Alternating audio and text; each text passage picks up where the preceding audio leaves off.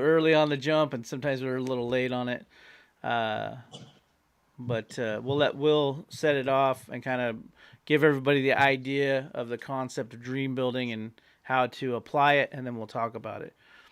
All right, guys, we're live.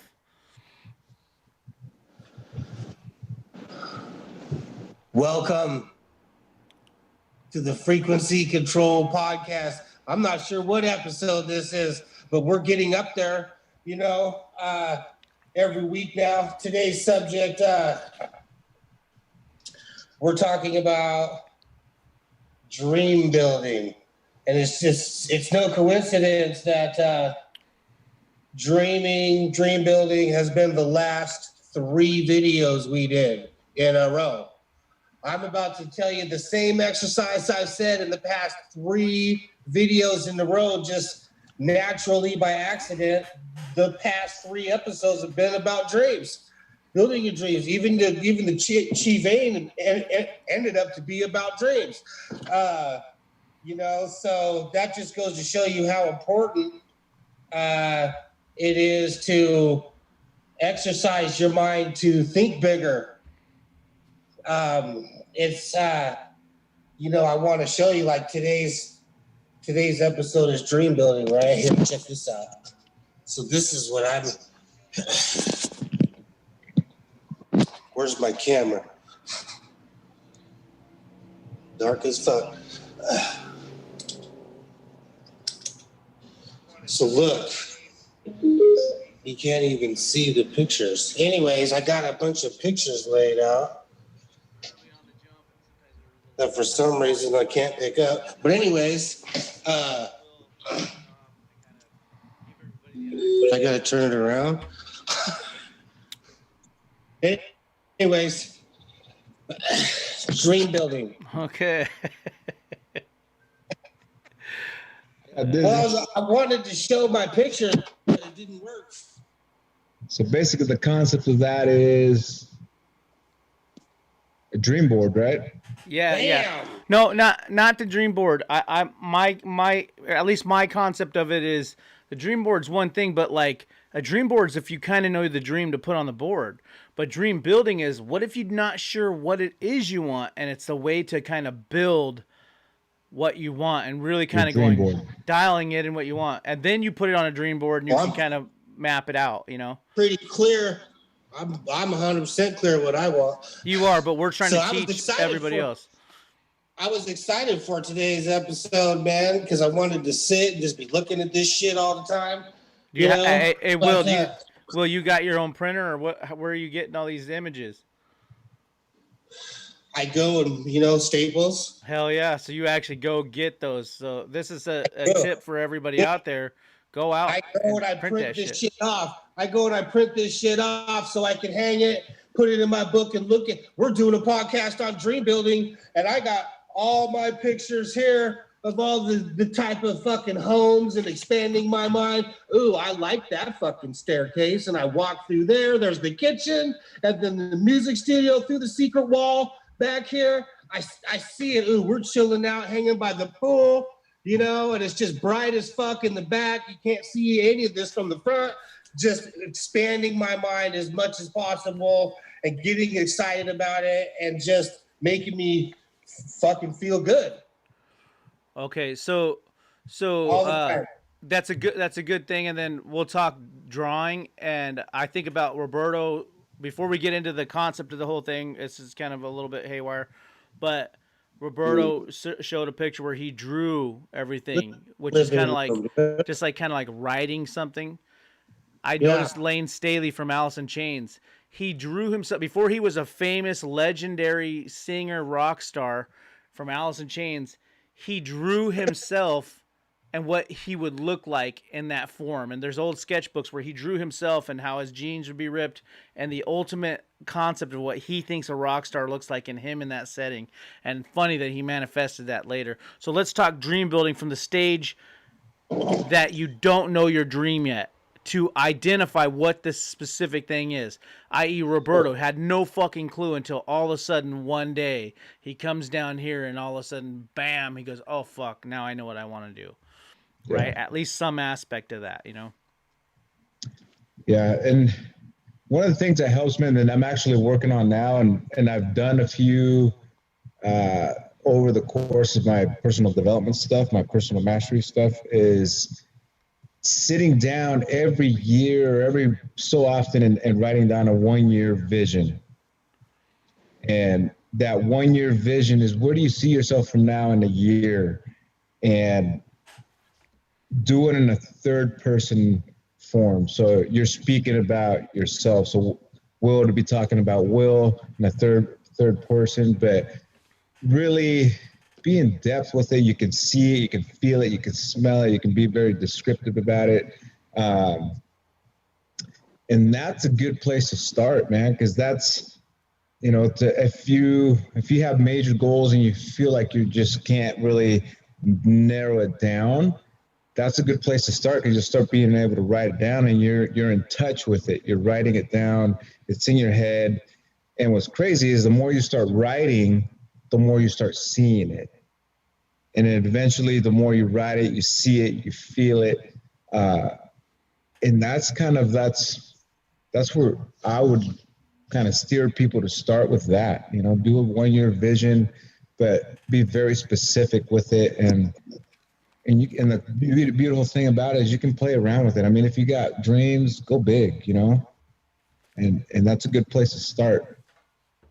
And that's huge too, to write it down. And it should be in our training, white paper, blue ink, something about white paper and blue ink, and, the energy from looking at it, and writing too, compared to typing on a keyboard, because writing, you're using so much more muscles in your hand, and it's just supposed to be, it's just that much more beneficial. You're engaging more of your senses. Yeah, there you go. Yeah.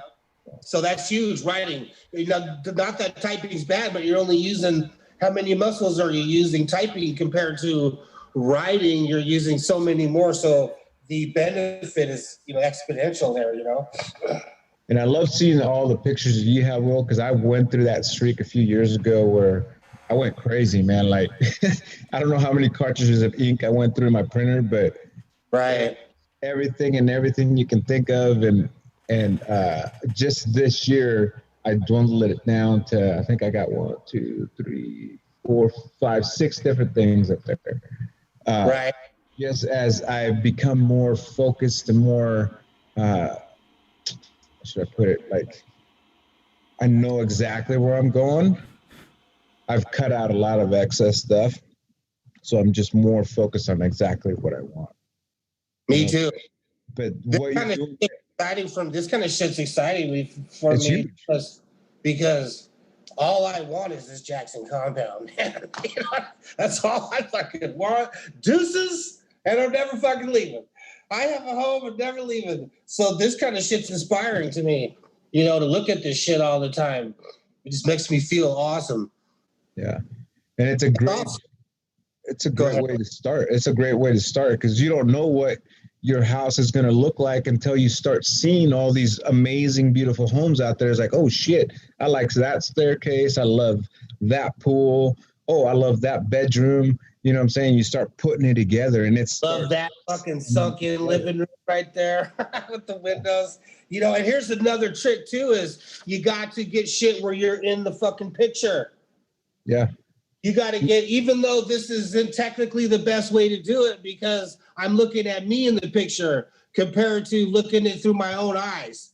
That's the next level higher than this. But actually seeing yourself in the pictures is beneficial. And then once again, the next step is having the pictures where they're seen out of your actual eyes. Not a picture of you in the picture, but you out of your eyes. What does it look like? It's supposed to even bring it closer to you and happen that much quicker. And you know what's crazy, man, is there's people out there, major successful people now that were at the beginning stages that manifested houses that later on they're sitting there like, oh shit, I'm living in the house that was hanging on my wall without even realizing it. years later. Like they're living in the exact same fucking house. Yeah. You know what I'm saying? And they manifested that. But that's how it started. And they got even to the point where they forgot about it until they were actually in the house, like realizing, oh shit, this is the house. Right. I can't wait to have that experience. Yeah. My first home, I can barely pick motherfuckers so my far. first house was that way.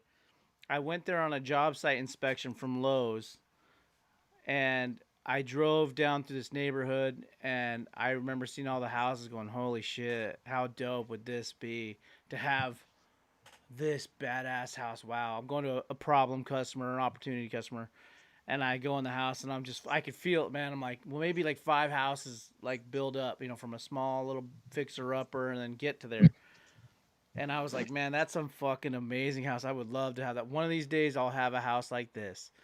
And next thing you know, fast forward like 3 months, and my ex's mom shows me this house, and it's a picture, and I go, oh shit, that's Margaret Malloy's house. That's the house that I did the asbestos vinyl fucking job site inspection with John and Irene and shit. And I was like, fuck that. They're like, I know you don't want to like go and try and get a house right now, blah, blah, blah. It's like, I was like, man, I'm down to go kick the tires and go look and bullshit and pretend. I show up. Next thing I'm doing paperwork. Next thing I'm fucking probably 3 weeks later, I was in that house. And I was like, what the fuck? I went there, looked at it and thought 5 houses from now, maybe when I'm like 40, 50, I'll figure it out. And then all of a sudden, boom, I'm in that house. And that was my house. Just like that. It's funny. I listened to a guy named Charlie Rocket. Same shit. He's doing it. And all of a sudden he's got, he's walking with the guy, and the guy's talking about how this house is his number one house. And he would go to this house every day. He would go to the house and say, hey man, when are you going to sell this house? And the guy finally kicked him off the property and said, okay, get the fuck out of here. Like, I'm not selling this house. This house is never going to be for sale. Get the hell out of here. And he's like, well, just take my information just in case. He goes, I'm not. This is a family home. This is going to go to my kids, and it's never leaving our shit. Fast forward 2 years, all of a sudden it comes up, and this guy's like, hey man, what's up? Do you still want this house? He's like, hell yes, I still want that house. And he copped that house. Next thing you know, he had that home. And it's just kind of funny because he was like, man, one day I want to have that house. But I want to take it back and talk about if you're ready to dream build, how to do it. Like those pictures and drawing is one thing, but let's walk people baby steps through. You're a person, you're 18, you're not sure what you want in life. How do you figure out at least some idea of what version of yourself and your dream you're trying to achieve? How do you figure that out and then build on that? Like, how do you find that dream? Because there's a way to literally figure out what you want and dial it in and hone that in. So let's talk about dream building and how you're building the dream. You're not a person who knows your dream and then puts it on a dream board and then start to map that out. You're starting from square one. You don't know what you want. How do you dream build? Because you can do that without that. So Will, explain that. I just start thinking about, I just literally start paying attention to, you want to go back to every thought I think of. And I just start paying attention to my thoughts. And this is how I did it anyways. And I just make sure that they're, all on what I do want. And then I just slowly started figuring out, well, if I'm going to think about what I do want, then what the fuck do I want? Okay. And that's how I started the path. So as somebody who knows nothing about this information, they stumble upon this podcast. What is dream building? At least a definition. I'm telling you, Brett, it's gonna there's a lot of factors that come into play. It's gonna determine: are you a teenager? Are you in your 20s? Are you in your 30s? Are you in your 40s? Do you have a family? The way you look at life is gonna play a big factor into it. So, coming from where I came from is getting in touch back with the little kid that you used to be. You know what I'm saying? Like, shit, did you want to be a fireman? Did you want to go be an actor? What did you want to be as a kid? You know, and start there. Like, you still, it doesn't matter what age you're at. If you can still look back and say, shit, I still want to do that. And I wanted to do that as a kid. You know, getting in touch with that young self, that dreaming, there was no limitations, there was no fear.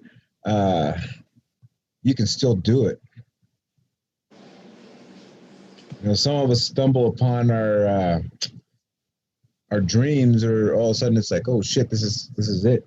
You know, like me, I didn't know what I wanted to do. I've been all over the place, you know, trying all kinds of things. But if you're just starting and you're wanting something more, something better, you know, just what makes you joyful, what makes you happy, and at the same time, what makes you nervous, you know? What brings in, like, oh, some resistance of, oh shit, I don't know if I can do that. If it makes you feel like that, then you should probably be doing it.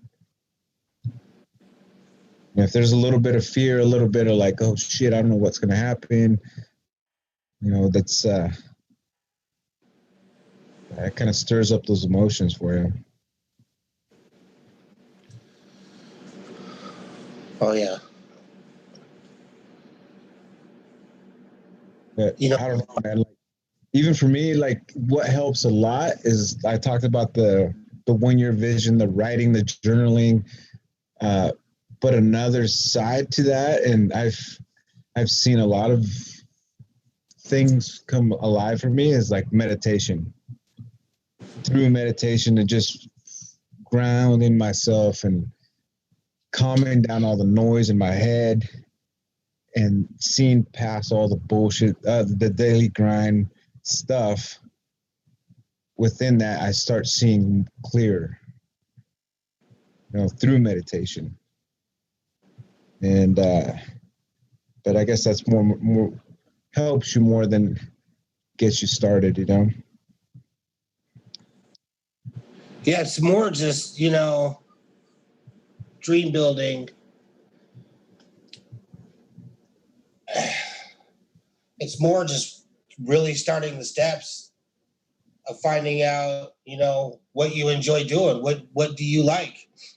You know, I've always been retarded imaginative, so it's never been hard for me to dream. I almost dream a little too much, you know. But for those of you that don't, you know what I mean, you really just,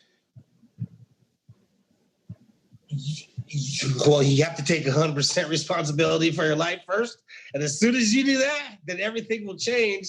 And you have to take, it wasn't until I took 100 responsibility to realize that I'm at where I'm at, before I realized, yo, I could change it by my thinking, and okay, well, what do I really want? You know what I mean? And let's get there. But if you don't, you really just have to sit with yourself and ask yourself, you know, and don't get stuck in this rut of what's going on around us and all the negativities being shoved in our face.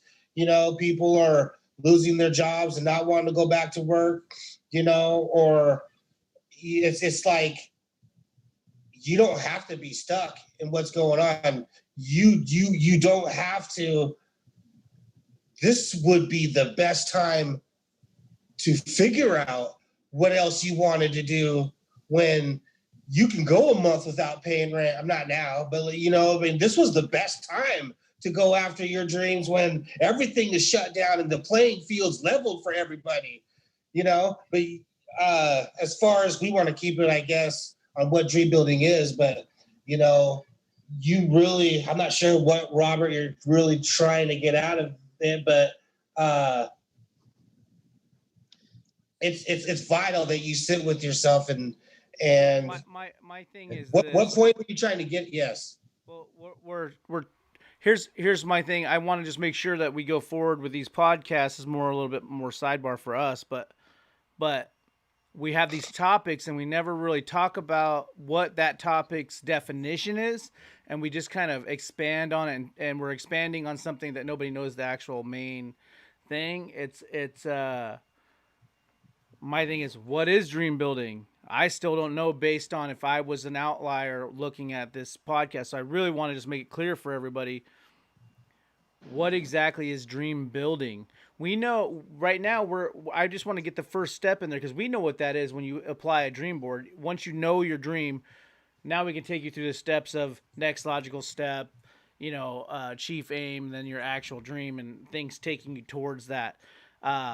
Your belief system. There's all this other way to expand on it, but like, what is dream building? How do you build your dream?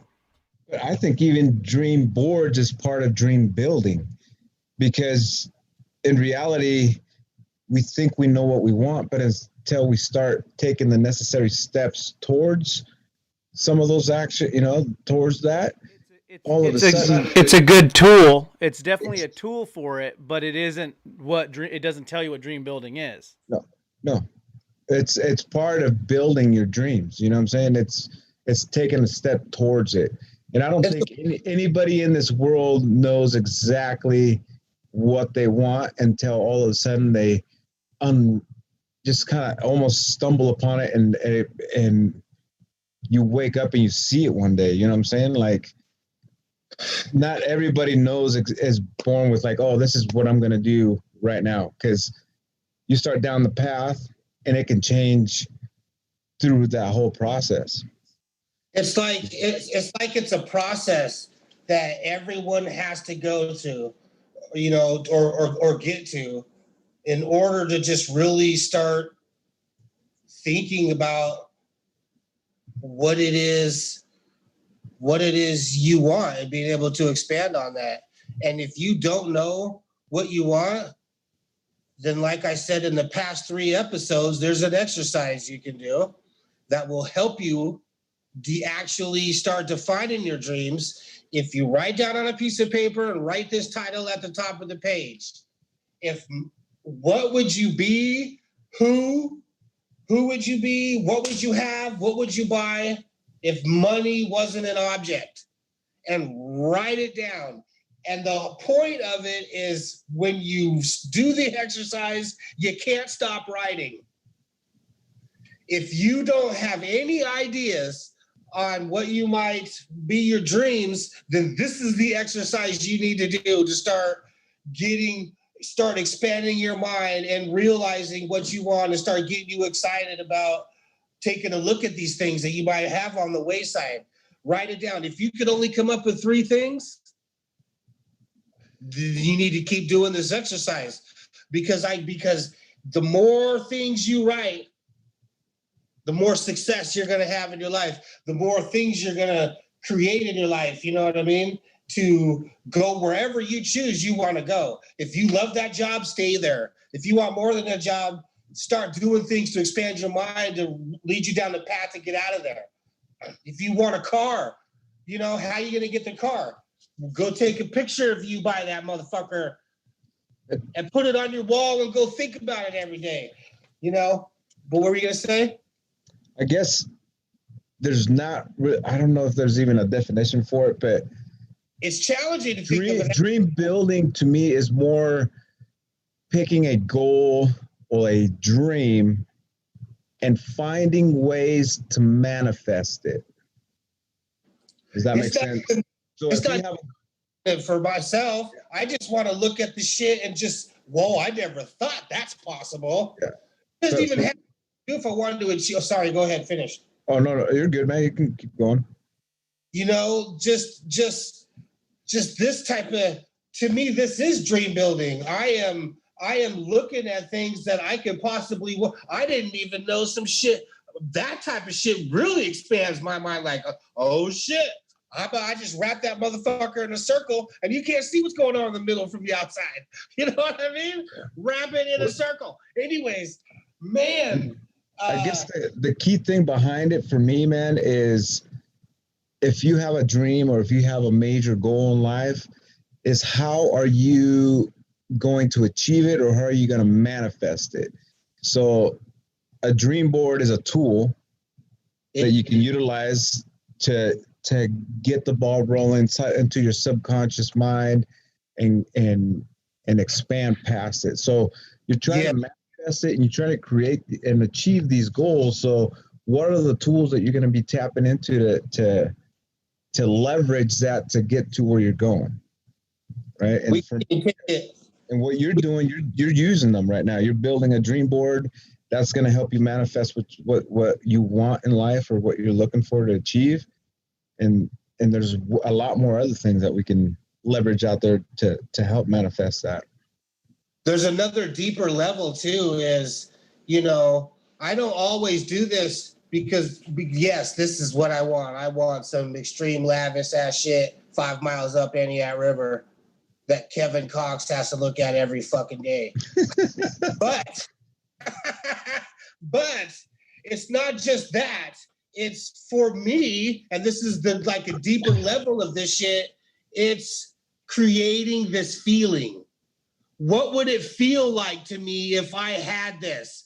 This is what I think would make me feel happy as fuck, because I feel happy when I look at it and excited and inspired.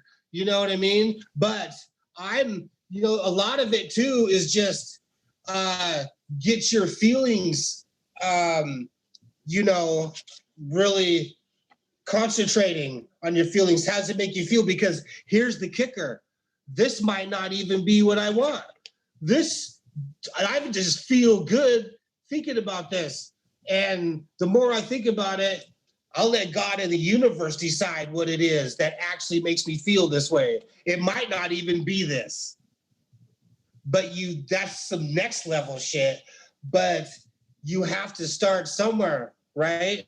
And this is exciting to me, but this might not even, there might be something out there I don't even know yet that even makes me feel better than this. But you have to start somewhere. Exactly. And that's the thing we were talking about earlier, just taking this first step in that direction of whatever dream, whatever goal you want, or you think you want, just taking that first step down that road. And then these are some tools that can start helping you manifest that. Are things going to change within a year on that path? Probably. The roads always junction off into, you can take a left or you can take a right. And that's the beautiful thing about life, is you got the choice to choose when you get there.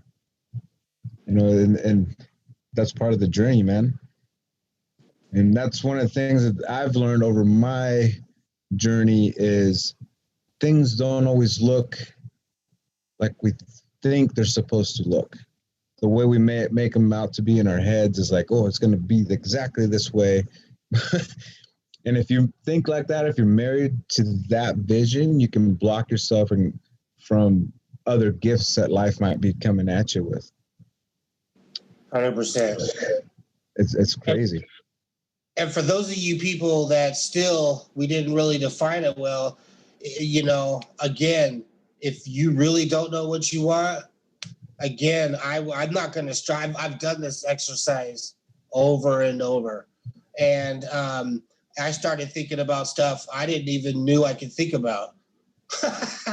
And that's pretty crazy for me, because my imagination's already retarded like that. So it's very, it's very important, because if you don't have any dreams, then you're just going to be sucked in the same thing, the same path that everyone else is walking on that doesn't know what they want. It's much, man, this is really important. Hence, it's been pretty much the past 3 episodes, I believe. Dream. Maybe that's why we need to get down it's kind of hard to define, but it's just a process you go through to really start channeling your life towards what you want. That's what dream building is to me, is the process. And I think this is a part of dream building. To me, these pictures are a part of the dream building, because I want some fucking shit, And straight up. You know, man, and it's good. Going and looking at places. I drove around with my daughter a lot in Kirkland and just to look at all the lavish homes, you know, because you look at it, to me, it excites me. It makes me feel, even she was like, yeah, you know, I would never do this with my mom, just going around driving, dream building and looking at houses, man, expanding your mind. The next step is I'm going to start seeking out open houses and start going to them and being dressed up and feel I'm buying this home and start stepping foot inside the doors and going to open houses, introducing myself like, yeah, I'm buying this, and actually being there. That's what I'm kind of going to do next. But just keep building the dream. And then sooner or later, I'm going to be doing the podcast in it. I guarantee you. You know, there's so many different stages depending on where you're at in life, what age, what you have in life. Because I can relate to my daughters who are a teenager. It's like, Dad, I don't know what I want to be. You know what I'm saying? So I can relate to where, like what Rob was saying is, okay, so I don't know what I want. I don't know where I'm going. How do I start even dreaming about my dreams or goals, you know what I'm saying? And then you also got, say, people in the 40s, 50s trying to keep up with the Joneses that think they know what they want, but in reality, it's what society tells you you probably should have. A little white house with a picket fence in the fucking front with a little swing for the kids in the back, you know what I'm saying? But is that really what you want?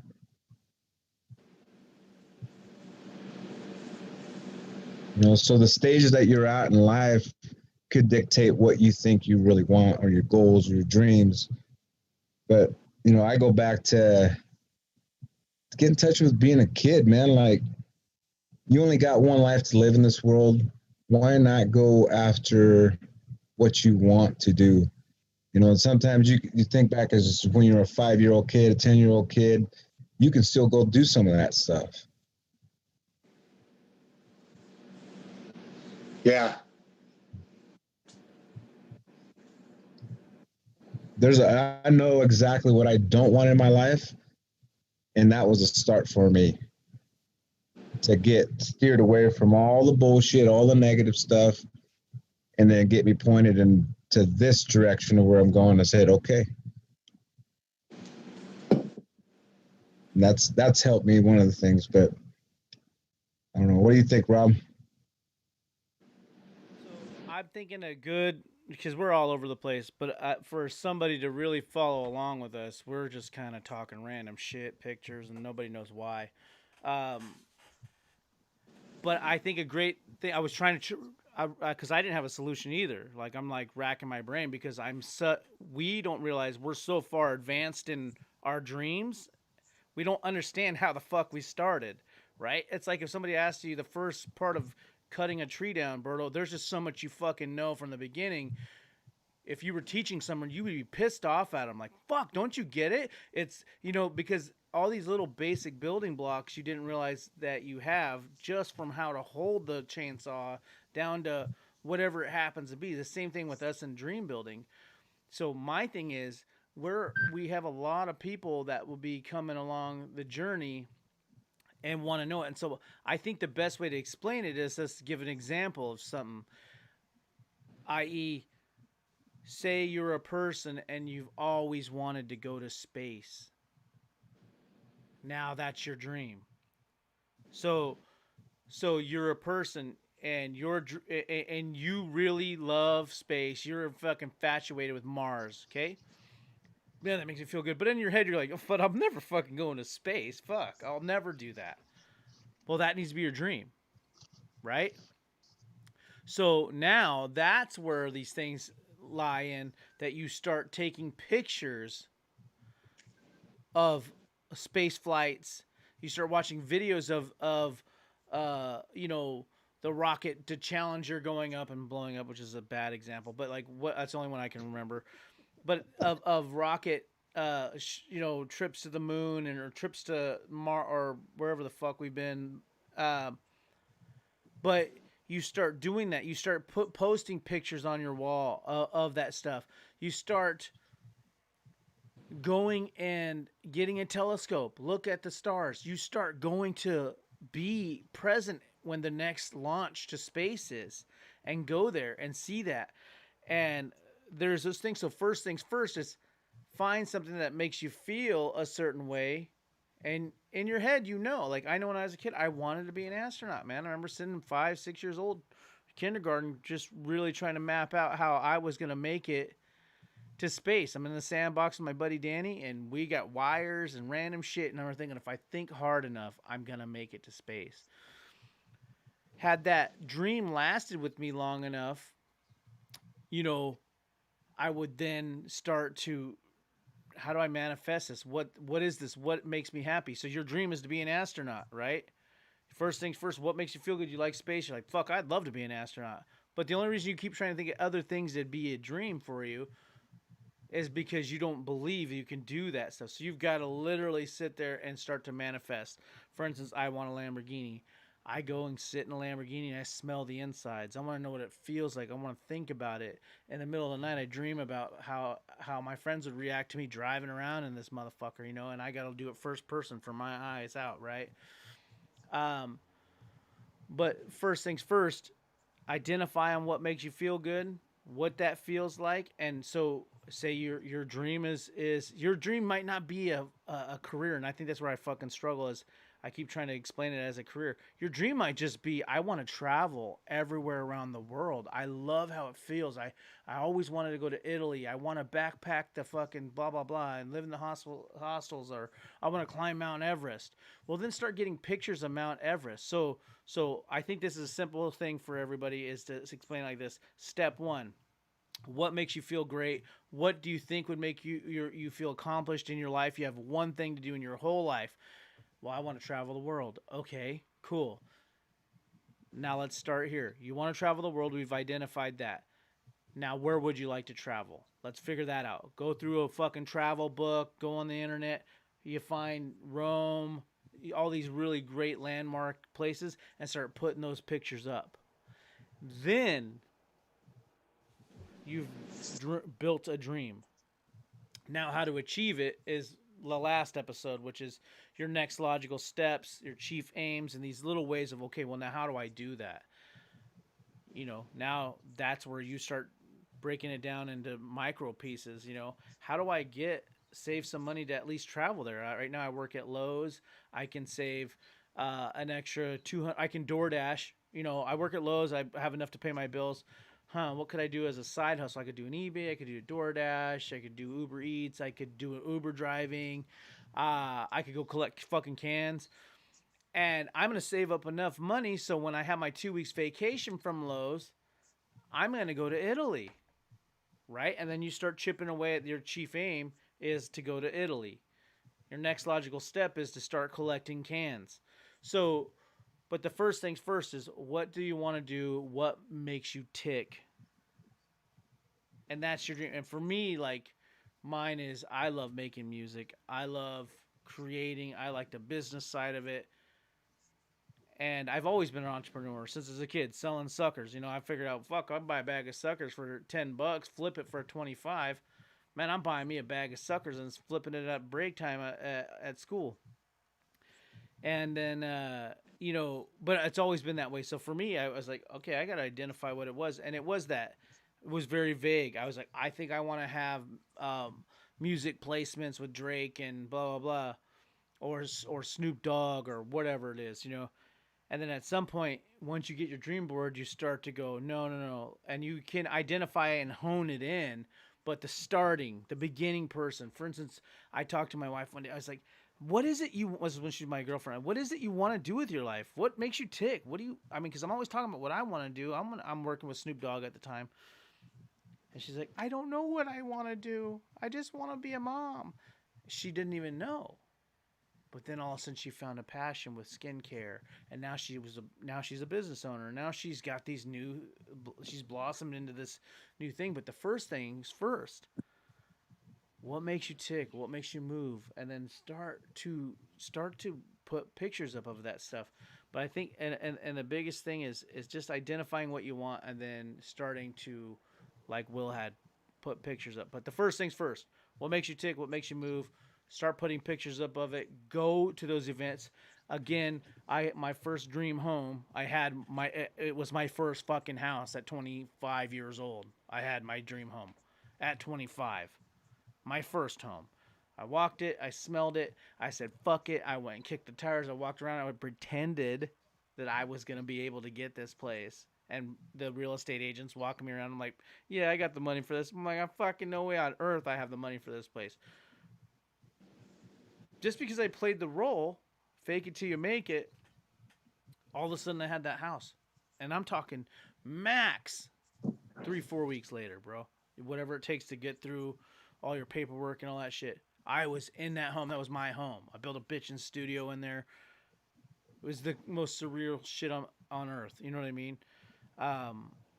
But first things first, identify what you want to do. And that could be tough because even for me, I had to dial in my dream. And it took people like Will and you asking me, are you sure that's what you want? You know, which annoys the fucking dog shit out of me. But, you know, it helped me to really dial in what it is I'm going for so I could be laser focused on the specifics behind it.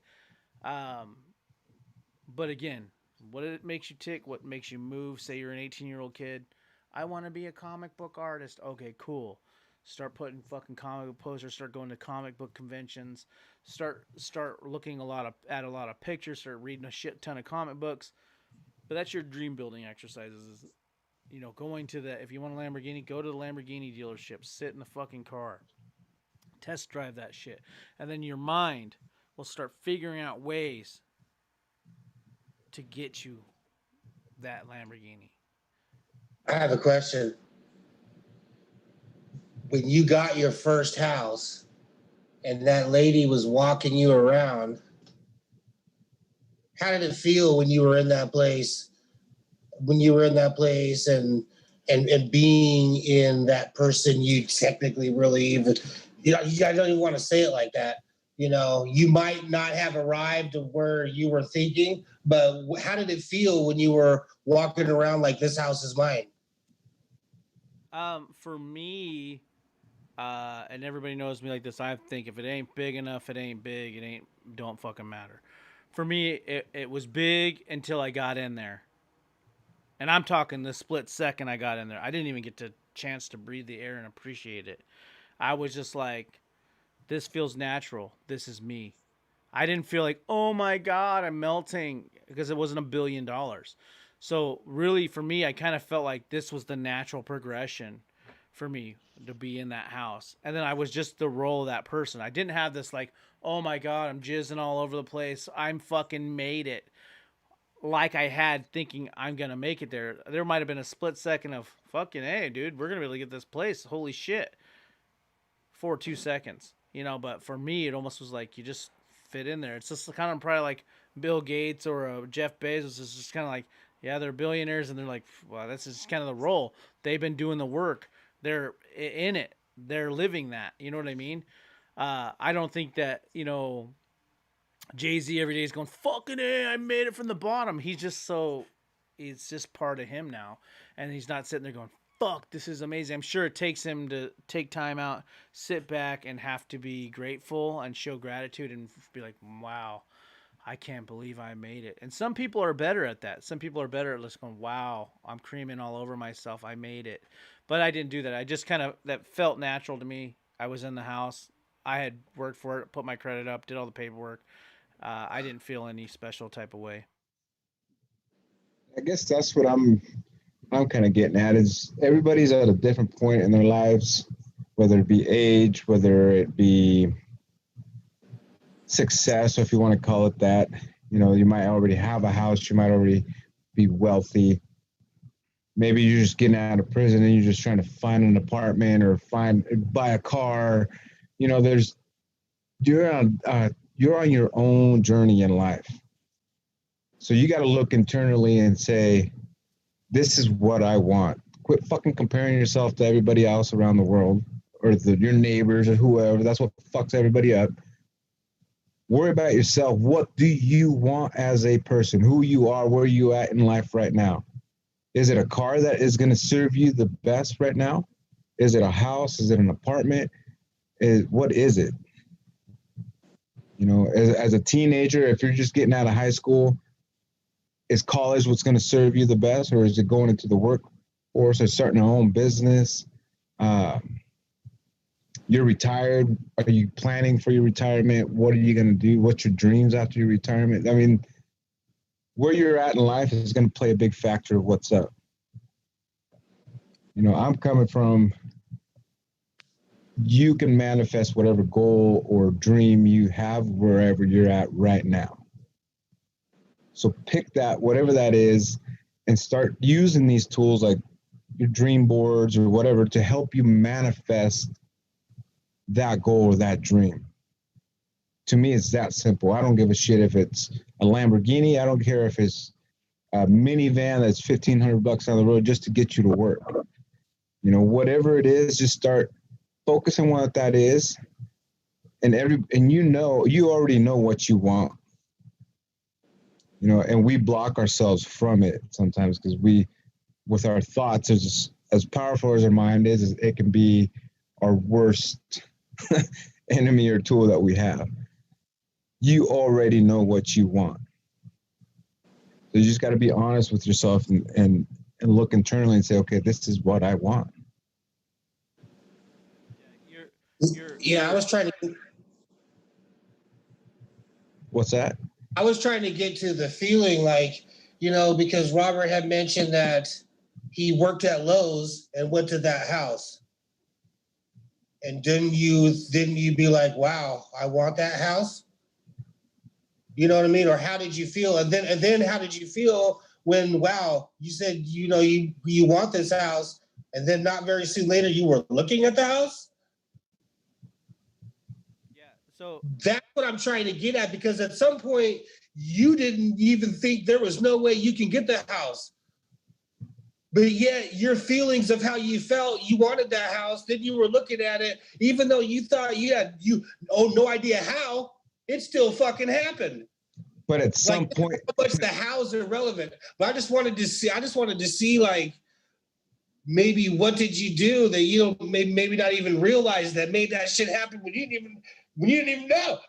But you know? I guarantee you, at some point through that walk, you felt that it was yours, and you felt that you could have it. Okay, so hold up. So that wasn't the question he asked me though. So that's why I answered it the way. How did I feel after I got it? No, but consistently, I've had a lot of wins in my life. Okay, because I started out from living on your motherfucking couches. So I know exactly what it's like. I remember living in the fucking. There was a fire crew down at the fucking river, Columbia River, Indiana Park. And I lived in a tent pretending I worked for the fucking Forest Service because I didn't have nowhere to go. So I know what it's like to have nothing. So I've had a lot of wins, and it's all been exactly the same. I wanted a snowmobile.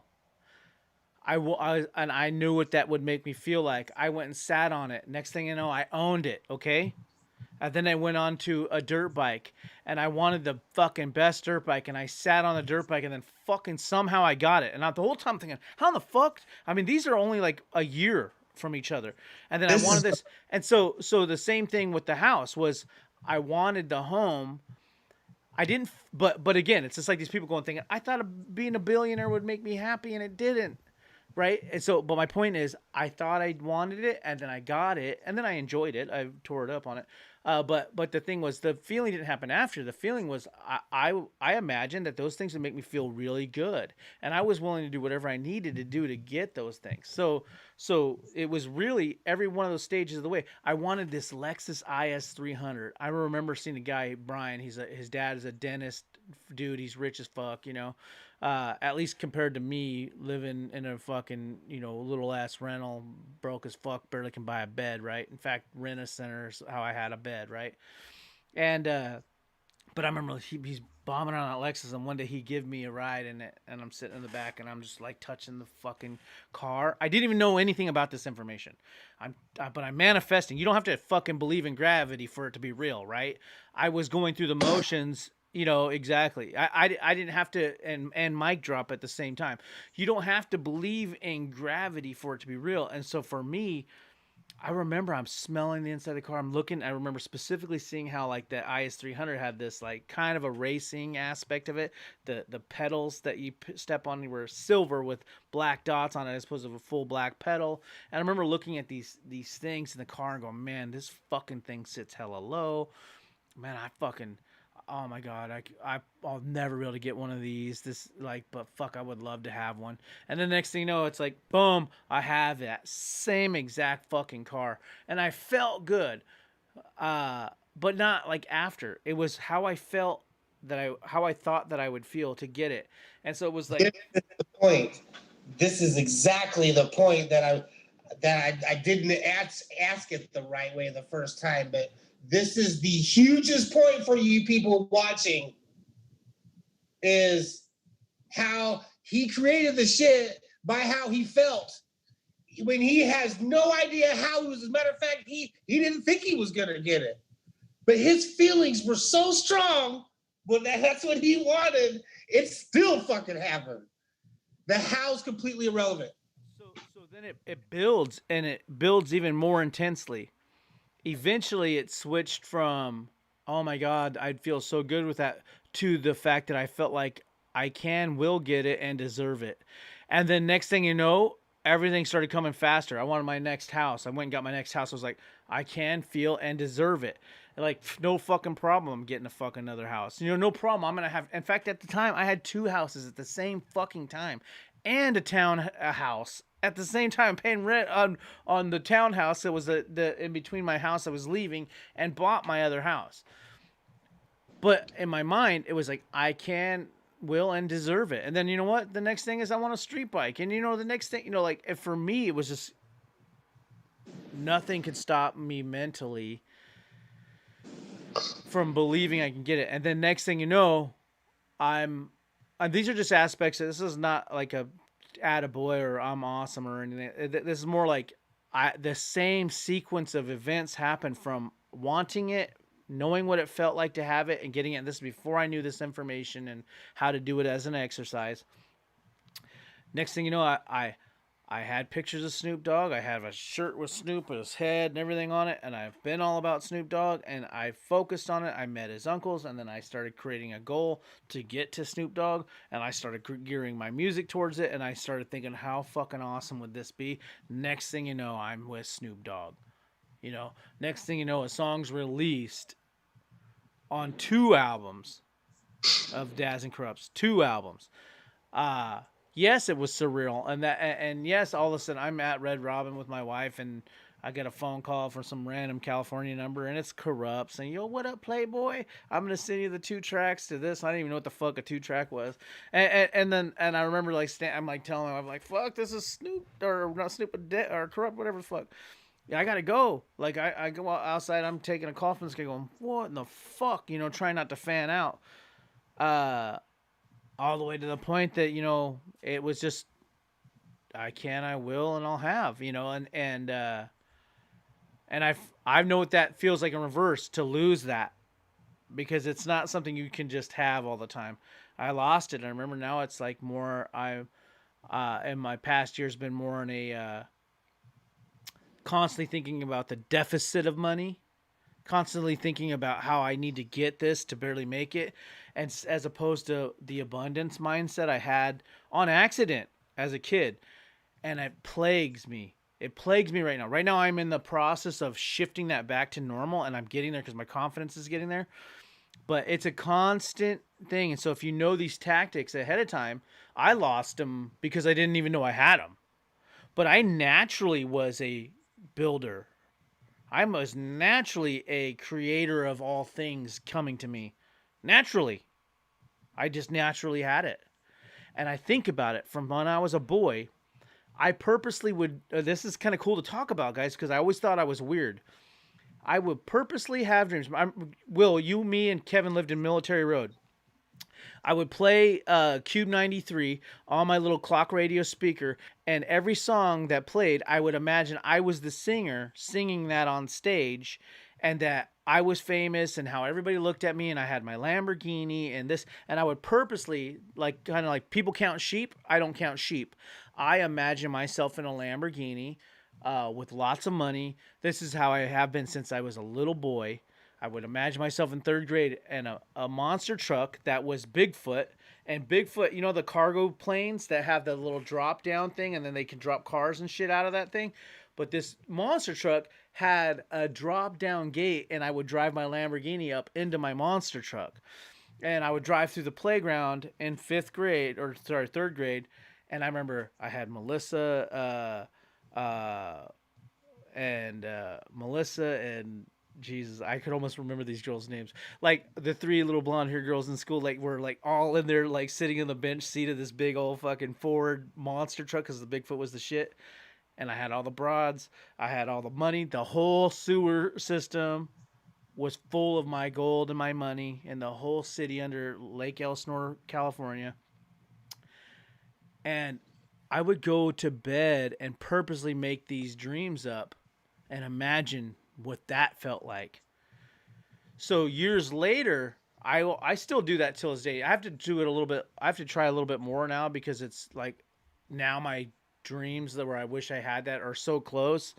It's kind of like, it's I could just go get that. I don't need to sit around and dream that. But as a kid, it seemed so big. I had to like imagine it. Now I'm like, why imagine it if I can go get it? I'm just got to figure out my actions tomorrow to go make it happen. But there was something valuable behind that. So I found myself, you know, I have a good idea of what it looked like when I was doing it right. I had no clue I was doing it right. I just naturally was that way. I naturally, once I had my first win, and then my second win, and my third win, and my fourth, and then next thing you know, I just started building like that. Like it was just next. But then I have a time when I lost it all. Most of it was because I had kids, and so it brought this fear thing in me. I stopped being able to ride my street bike the same way I used to ride it. I was worried about dying. I was worried about, oh, fuck. You know, I got rid of my street bike. I thought, fuck, man. I ride in wheelies at fucking 100 miles an hour for fucking miles on end, drinking and acting a fucking fool. I got a cop pulling me over riding through a fucking red light on a wheelie after drinking and fucking got a gun in the fucking back compartment of the bike.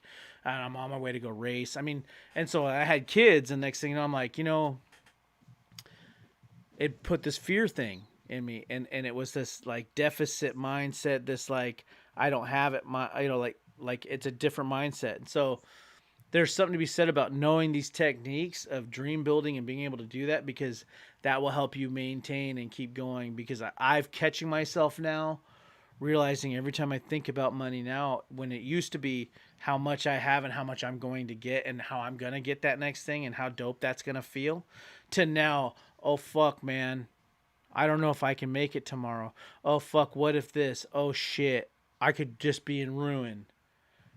It's fucking crazy. And then guess what? More obstacles keep coming my way. Before it used to be, I think I can fucking achieve whatever.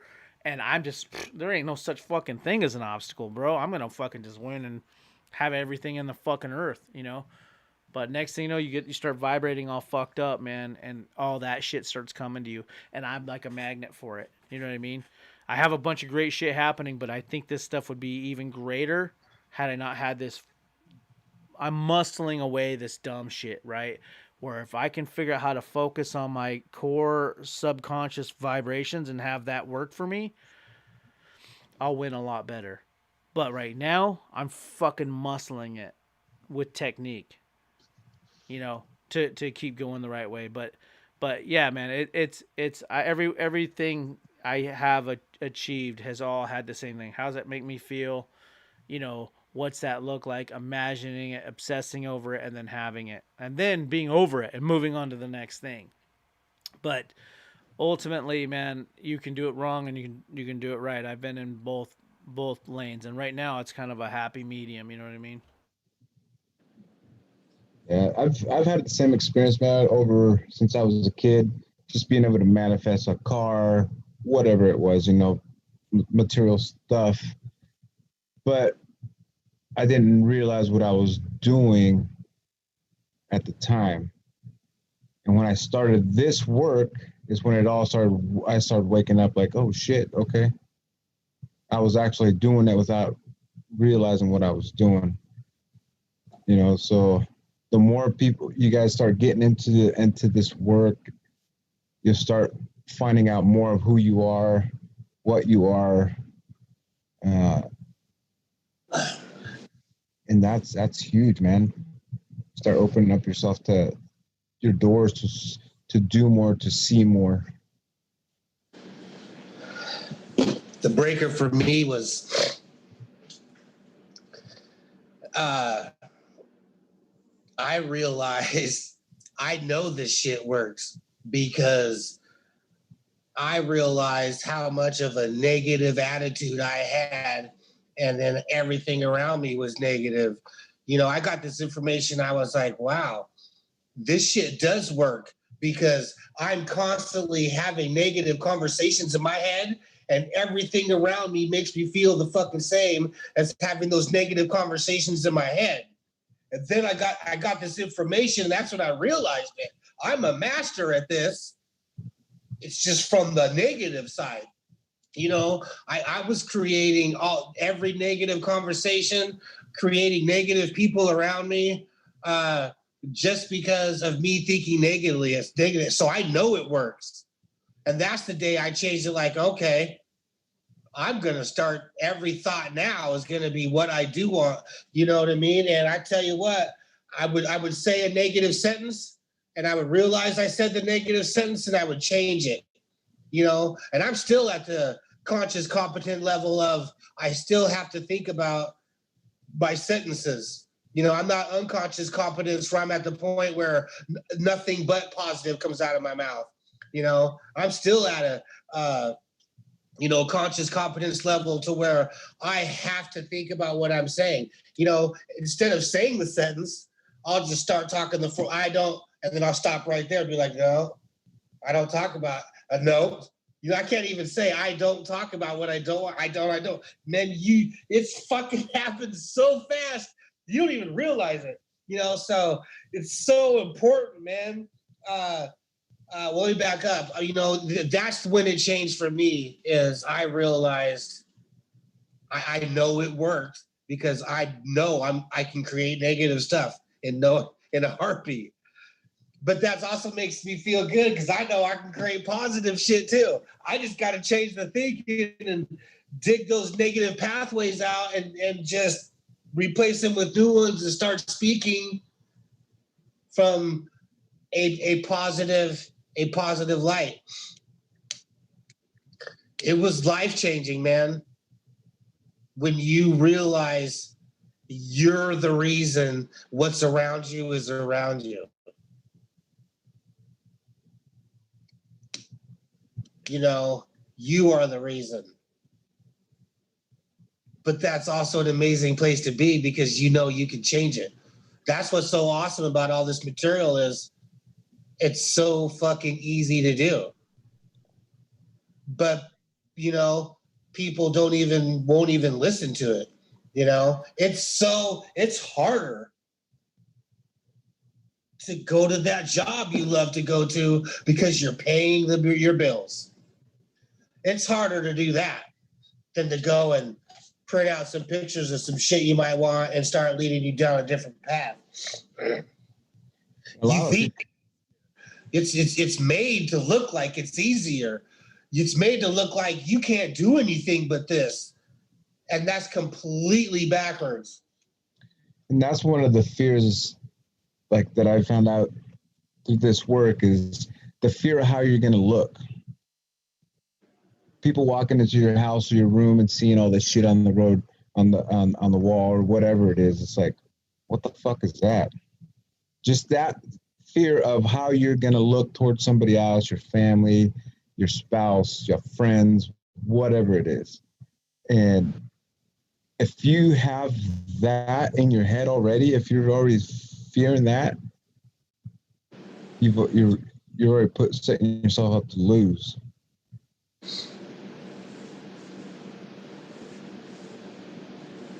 100%. So you got to get rid of all that bullshit.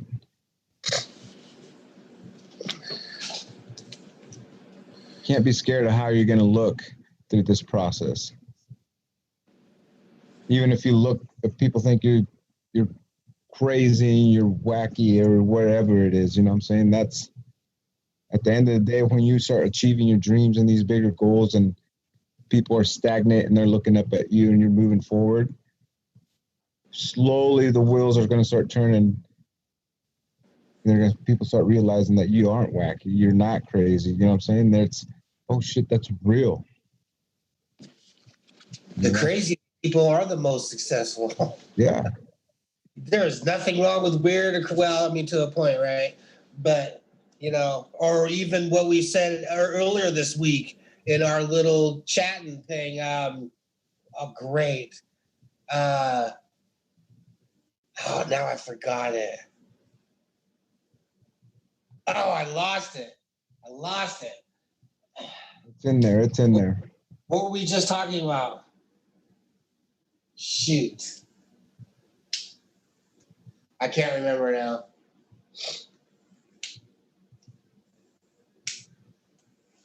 But there's a lot of good information in this one, though, too. You know, just when your wish becomes a want and you start getting that desire towards it, even if you don't know how you're going to get it, and then you could even have thoughts, there's no way you can get it. It's still coming. You know, this is an exciting way to think like this. You know what I mean? And go ahead. I say don't limit yourself to small. So we just threw some examples out there of houses, cars, bikes, whatever that is. So you can start there if you want to, but in reality, go bigger. Go bigger with your dreams and your goals. Yes, absolutely. I have specific dreams, but those are just these little things here. But really, this is almost more of a chief aim now with what we're doing. But it's like bigger, like some shit that you probably really don't think you're going to achieve. That's not the point. You know, just dream building is the episode. You're building your dreams to be able to think bigger. And the whole purpose of the dreaming big is having something so big that, number one, it's attracting you to it. So when you figure out your chief aims and your less logical steps to your chief aim, which is being pulled towards your bigger dreams. It's vital, man, to start thinking of the things you want to do and want to have, if money wasn't an option or an object, and really start opening your mind of what you could have or what your life would be like or what you would buy. It's vital. Yeah. So when you come down to figure out your chief aim or next goal, it's a lot easier for you to believe you can achieve it because you're thinking bigger. So now that you have a smaller goal that you actually, it's big enough, it excites you, and small enough that you believe you can achieve it, you're going to be able to hit your goals because you're already thinking way beyond that time. I know I'm going to get this because I'm thinking about building a rock ship to Mars, like we talked about the past 3 episodes. Yeah, and sometimes when you start, there's a lot of emotions. There's doubt. There's fear. There's all this bullshit. It's just bullshit. But from my point of view, if you just surrender to just have fun with it, be joyful, and enjoy the process, man. Like actually be joyful and be happy through it. As it's taps into a certain part of your emotion where you're vibrating at a different energy, a little bit higher, a lot higher. Instead of being based out of fear, and you're vibrating at a whole different frequency. Yeah, you're going to be thinking about your dreams, and you're going to be thinking, wow, I don't think I could ever achieve that or something like that. But guess what? That's okay. You might even start negative, man, I want a new house, but I'm still in this apartment with bad relationship or whatever, you know. But that's okay, because that will help you lead to you really discovering what you don't want. And you could use that energy, all that negative energy, you could use that and turn your back to it and start focusing on what you do want and pushing on what you do want, and you'll start creating better things. It's so important, man. I think you bring up a good. You want and think big. I think that what's funny is a dream doesn't have to be a picture of where you want to go. It could be a picture where you want to go, and then how you're going to get there might be a rock star, whatever it happens to be. But you know, for me, I've done it in a few different aspects in my past, which has been from material stuff. Like, I want this car would make me feel great, and this would make me feel this way, and they don't make me feel any type of way. Once you have it, it's not the same. But the accomplishment thing all of a sudden was like, it was the same concept with an accomplishment. My accomplishment was the Snoop Dogg and Daz and Corrupt and all those people I met, and that Ice Cube, all these people, Warren G, like all these different people. And I didn't even like Warren G, but Berta used to have that album and shit, but regulate. But you know, what's funny is he's built exactly like Will, which is crazy. Same height, same build. It's the most wild, surreal shit. I was like, this motherfucker looks like Will. Anyway, so same exact build. It's crazy as fuck. But anyway, my thing is, there was the accomplishment thing, and it was the same thing. How does that make me feel? And then accomplish, and then do it. And so it could be anything. It could be your career. It could be climbing a mountain. It could be having things. Hell, it could be getting the girl of your dreams or the guy of your dreams, or whatever the hell you like. You know, it could be whatever you want. And I mean, hell, that's how it was with my wife. As funny as that is, I saw her. I was like, I gotta have that. I don't give a fuck what mountain I gotta tip over and make happen. I'm getting that. That's where I'm going. And how we have 2 children together and we're married. You know, as crazy as that sounds, but you know, whatever it is you want, if you're focused on it and you're willing to do what's necessary to get there, you can have it. You know, it's the craziest thing. And right now, I'm in the process of proving that to myself. I've gotten some things that I've done today that are just like, I'm watching this shit and it's like what one is Roberto's video. It's like just seeing this like superstar shit. I'm like, oh my God, like this is just like, for me, it's painting a picture of like how we're already there, right? We're already there. You see this stuff, you're like, fuck, this is exactly what I've ever imagined myself. When I think about myself on stage, this is what I'm seeing right here in this video. And then I've been doing this infomercial style thing for my funnel. And it's like, so it's me on camera going, not only we get this now, what's like, I have it all right here. You know, it's like, now, what if I was to tell you that in my 5 fucking free bonuses, I would offer this. Now, normally that would cost you over $4,000, and it's like, it feels like this like infomercial for like the squeegees or the shit you see on TV, and it, like, for me to see it and then change the audio to where it pops, like, helps me believe in what my next stage is. And today has been some real deal shit because I've been on my video editing game, and I'm like, man, some shit's about to pop off, because I'm sitting there looking like I don't even realize that person is me or that person is my fucking brother on that fucking video. You know what I mean? You know, literally like going, I'm just fanning out. I'm a customer. I almost bought product from myself. The video was that fucking believable to me. You know what I mean? I swear to God. I'm looking at him like, just dude, this is crazy, man. This is like now imagine I was to tell you like now what if I was to tell you that in these 5 free bonuses you would receive boom, and I'm also going to throw in, and I'm like it's just natural, and then like holy shit, this is like here I am. You know what I mean? And it's like for us, we don't even realize it. We want to do a podcast. What do we do? I had a feeling, I saw a thing, I said, fuck, we can do this. I hit you guys up, and here we are currently, as we speak, on a podcast.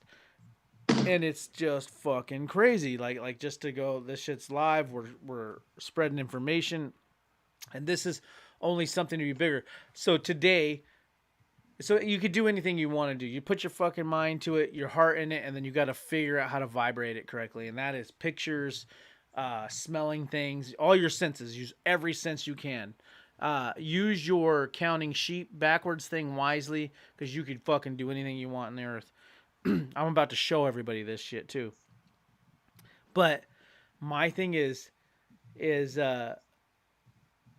the things that we've been able to do just in the podcasting. I'm watching this thing on Joe Budden, who was considered, he's in the shitter, his life is over. Next thing you know, he decides to own his own shit and run his fucking life correctly. He gets with Spotify, and now it's like he can ask for $100 million right now for his Spotify fucking podcast. I watched this podcast, bro. I see the behind the scenes thing. This fucking room that he is shooting this, I'm talking 100, he's like, I want 300 million, okay? Like off top, and he wants to run it and still own all the rights to it, okay? He's just doing a podcast talking about hip hop things. Nothing special. I look at the video today specifically. He's in a room smaller than this. And every time you watch the video, it looks like there's some big ass fucking room. It's literally set up just like my fucking studio. You got your fucking speakers, you got your drum machines, you got your keyboards, and then turn around, and instead of those records there, he's got a couch. And with that couch, there's a camera pointed towards it. And they got their little microphones like this. It's the same fucking room. And I'm like, oh my God, Joe fucking Budden's podcast is the setup of my bedroom. Like, I'm talking to the gnat's ass. His homie barely fits in there. One sitting on a stool on the side just to fit in there because there's 3 guys. And then 2 of them are on the couch sitting up with the little coffee table there. And all you ever saw before was the coffee table, the background with some paintings on it. And then they're just talking and shooting the shit. Hundreds of millions of dollars.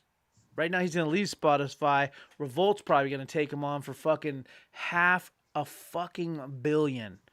Okay? So out of a bedroom, bro. The guy was nothing. At one point they were mocking him because he's bipolar, and they had people going to his house, and they have videos they're just slandering him and trying to smear him with like how he freaked out on these people and chased them down, and you know, like just all this negativity. And I'm talking hundreds and hundreds and hundreds and hundreds and hundreds of millions of dollars. And he's talking about, I own my own shit. And you look at it and it's in a bedroom. I saw it today going, I paused that shit on the screen and I was like, oh my God. The guy, I mean, the setup looks like what I'm fucking sitting on. You guys can't tell because you're looking at the Zoom call, but when you see this thing come broadcast, you'll see kind of where I've dialed it in. But the bottom line is it's a fucking bedroom with drum machines and keyboards and the fucking monitor speakers and the screens, just like our shit. Just like yours, Berto, at your house. Just like yours, Will, at your house. Just like mine at my house. And then they got a couch in the background. And they have a podcast. All they got is a microphone. They're talking about hip-hop shit and broadcasting it on YouTube. And it goes also to Spotify. Hundreds and hundreds of millions of dollars. So realistically, once you set your mind to something, I just think about what we're doing with this podcast and what this could turn into. Especially because this podcast isn't about hip-hop or some other bum-ass little side fucking show bullshit. This is about real information. This is real value, helping people get somewhere. If anybody watches it and chooses to take the information seriously, Will and I talked about it today. If you could either do something with the information or you could not do something with the information. Not doing something with the information may have you on heroin in the fucking gutter somewhere. Doing something with the information might have you on your next fucking mansion, may have you in a Jackson compound. You could do or do not with this information, but this information is that valuable. This is the difference between 0 and billions. This is the difference between 0 and the cure to cancer. This type of information, and I don't care what anyone says, because I'll challenge anybody out there. I'm looking at the camera here. Anybody out there to show me somebody who is doing something with their life that does not agree with us. Guaranteed. If you ain't doing shit with yourself and you don't believe in this information, you got an opportunity. If you're doing something with your life and you don't believe in this, I would love to hear from you, because I don't believe it. You know, that's all there is to it. Or you're going to be plateaued. I was plateaued because I didn't believe in the information. I didn't know the information. And then I plateaued. I could only go so far. Because this challenges you to be your 6-year-old self, where your belief system hasn't been conquered by everybody in society from school saying, no, stop it. Astronaut, do something smart and reasonable. Be a plumber. You know, come on. You can be a carpenter. Carpenters make good money. And if you did concrete, we're in stamped concrete, you can make like $12,000 for somebody's backyard. It's that kind of mindset of that. But I guarantee the type of information we have in this podcast is adding the utmost value to everybody. You know what I mean? It's value on 10, and this will turn into something crazy.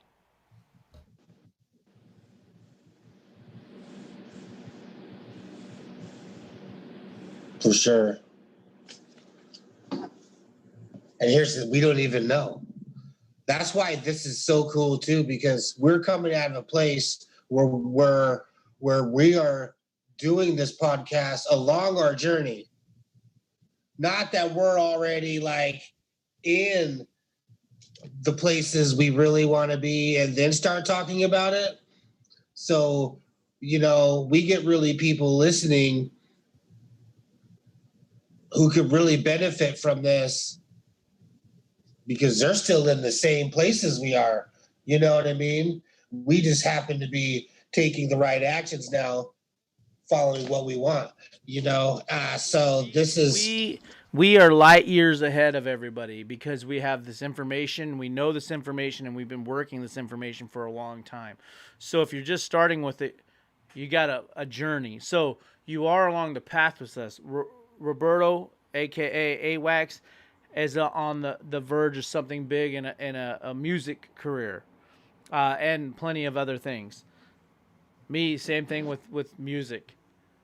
Will is working on a comic book, about to blow up with the comic book, about to blow up. I mean, the legit fucking Infinite Intelligence, that storyline alone is the shit. Funnels, marketing. I mean, there's just so much going on that people are going to get to see unfold with this, using this type of information. So every one of us equally is on to something and on the verge of it, and just the beginning of it. But really, it's been a couple years, because I remember Will and I talking about when I got this information. I thought, fuck, man, next year it's September 18th, dude, I'm going to fucking be blown up. And it didn't happen that fast, but that doesn't really matter. But the point is, I had the information, and I'm down the road. If it takes 5 more years, I'll still be looking at the fucking, 47-year-old stuff going, I've made it. I still have plenty of years to just enjoy this, enjoying knowing that I can make it to where I thought was successful. But again, that fucking goalpost is always moved by you. You know what I mean? Once you get there, you push it out further. You're like, but the game's over. I celebrate. I made it. It's like, no, but you're going to move that goalpost. So you can never really be happy. And you get to keep working this work in your life. It's a daily thing. It's a weekly thing. It's a yearly thing, whatever you want to call it. For example, for me, I went almost 2 years without doing any classes, without anything, just doing it on my own because I didn't want that feel good and try to move forward just off the feeling of feel good, right? I wanted action. I wanted to put it into work and do it. And I got to a point where I got stuck. I started going back to my ways of bullshit thinking, even with all the work that I've done in my life, like I started to revert back to some of my old ways, some of my own pattern of programming. But what was good about where I'm at now, I was able to recognize it and I didn't like it. And I was able to steer away and get back into the work, which I just started last weekend again. But where I was going with it is every single person watching or in this world has a choice. You have a choice to do whatever you want to do in this life. All the way down to the bum sitting on the side of the street that you give money to, or you might not give them to, but they're sitting there and they have a choice to be there. All the way up to the millionaire sitting up top of the hill looking down at everybody else. It's a choice. And everything we do in this life is a choice. And if you're sitting there watching this, it's a choice to say, fuck, that's dumb.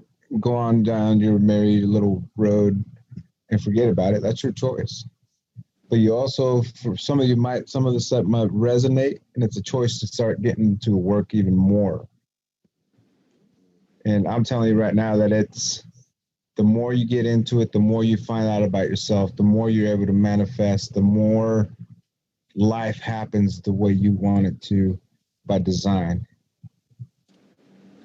If you're already winning, then cheers to you. If you're already getting it and you're where you want to be in your life, I'm not sure why you're sitting around watching this fucking YouTube video, but if you're already getting it in life without this info and you don't need it, then badass. But I guarantee you're not. Because if you got time to watch this fucking YouTube video, you clearly have opportunity in your life.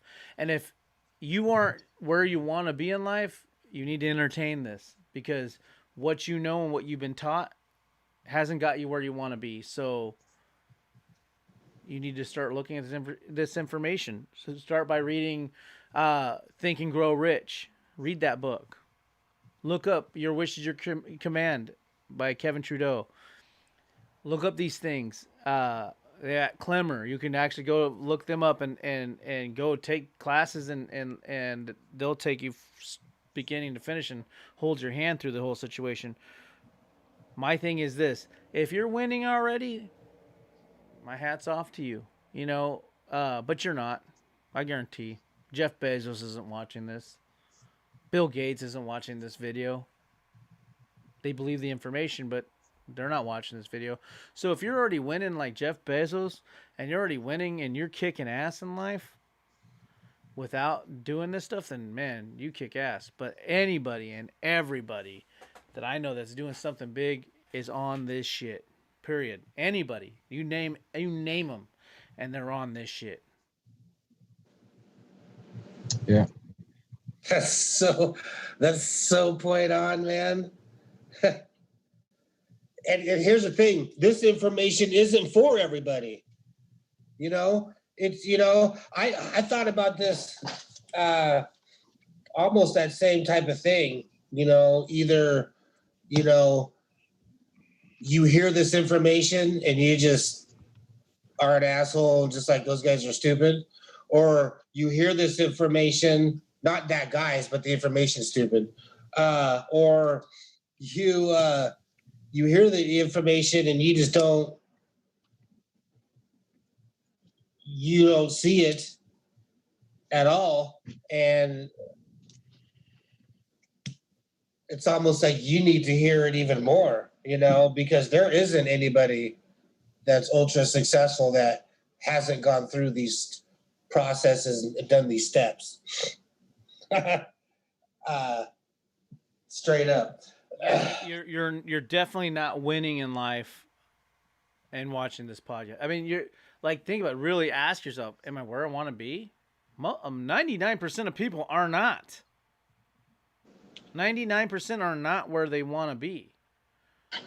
Period. You're not winning. You're not winning. I guarantee you're not.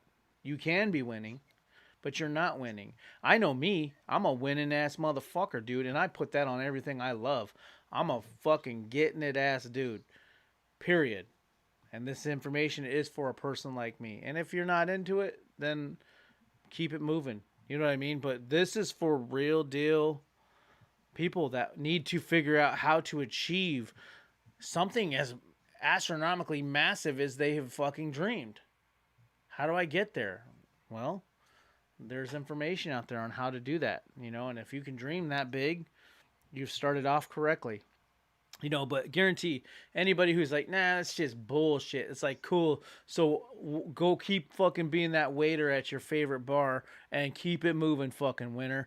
Like for me, I guarantee I've never seen somebody come to me and be like, fool, you're tripping. And then I look at him and like, fool, keep on with your little $7 an hour bitch ass and keep it moving, because I guarantee ain't no winning ass motherfucker telling me.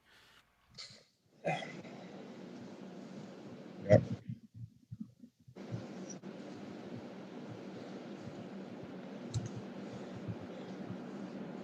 Damn, is that 2 hours already? Oh, fuck. An hour and a half, yeah.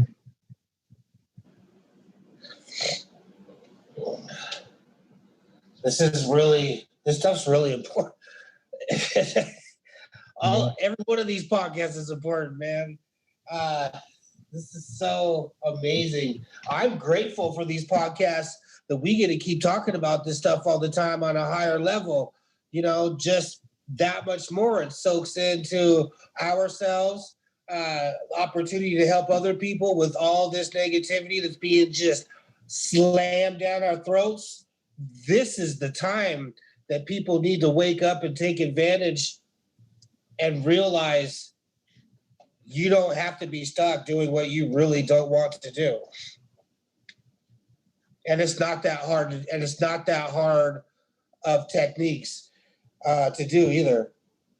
No. And that's one thing about the information too. There's a lot of information out there on, elevating your thinking and creating things in your life. But we have actual tools and techniques to help you actually get there. I just recently created one, a daily takeoff checklist, that I'm really excited to get out to people, just to give them an advantage over their day of having a positive day and feeling good.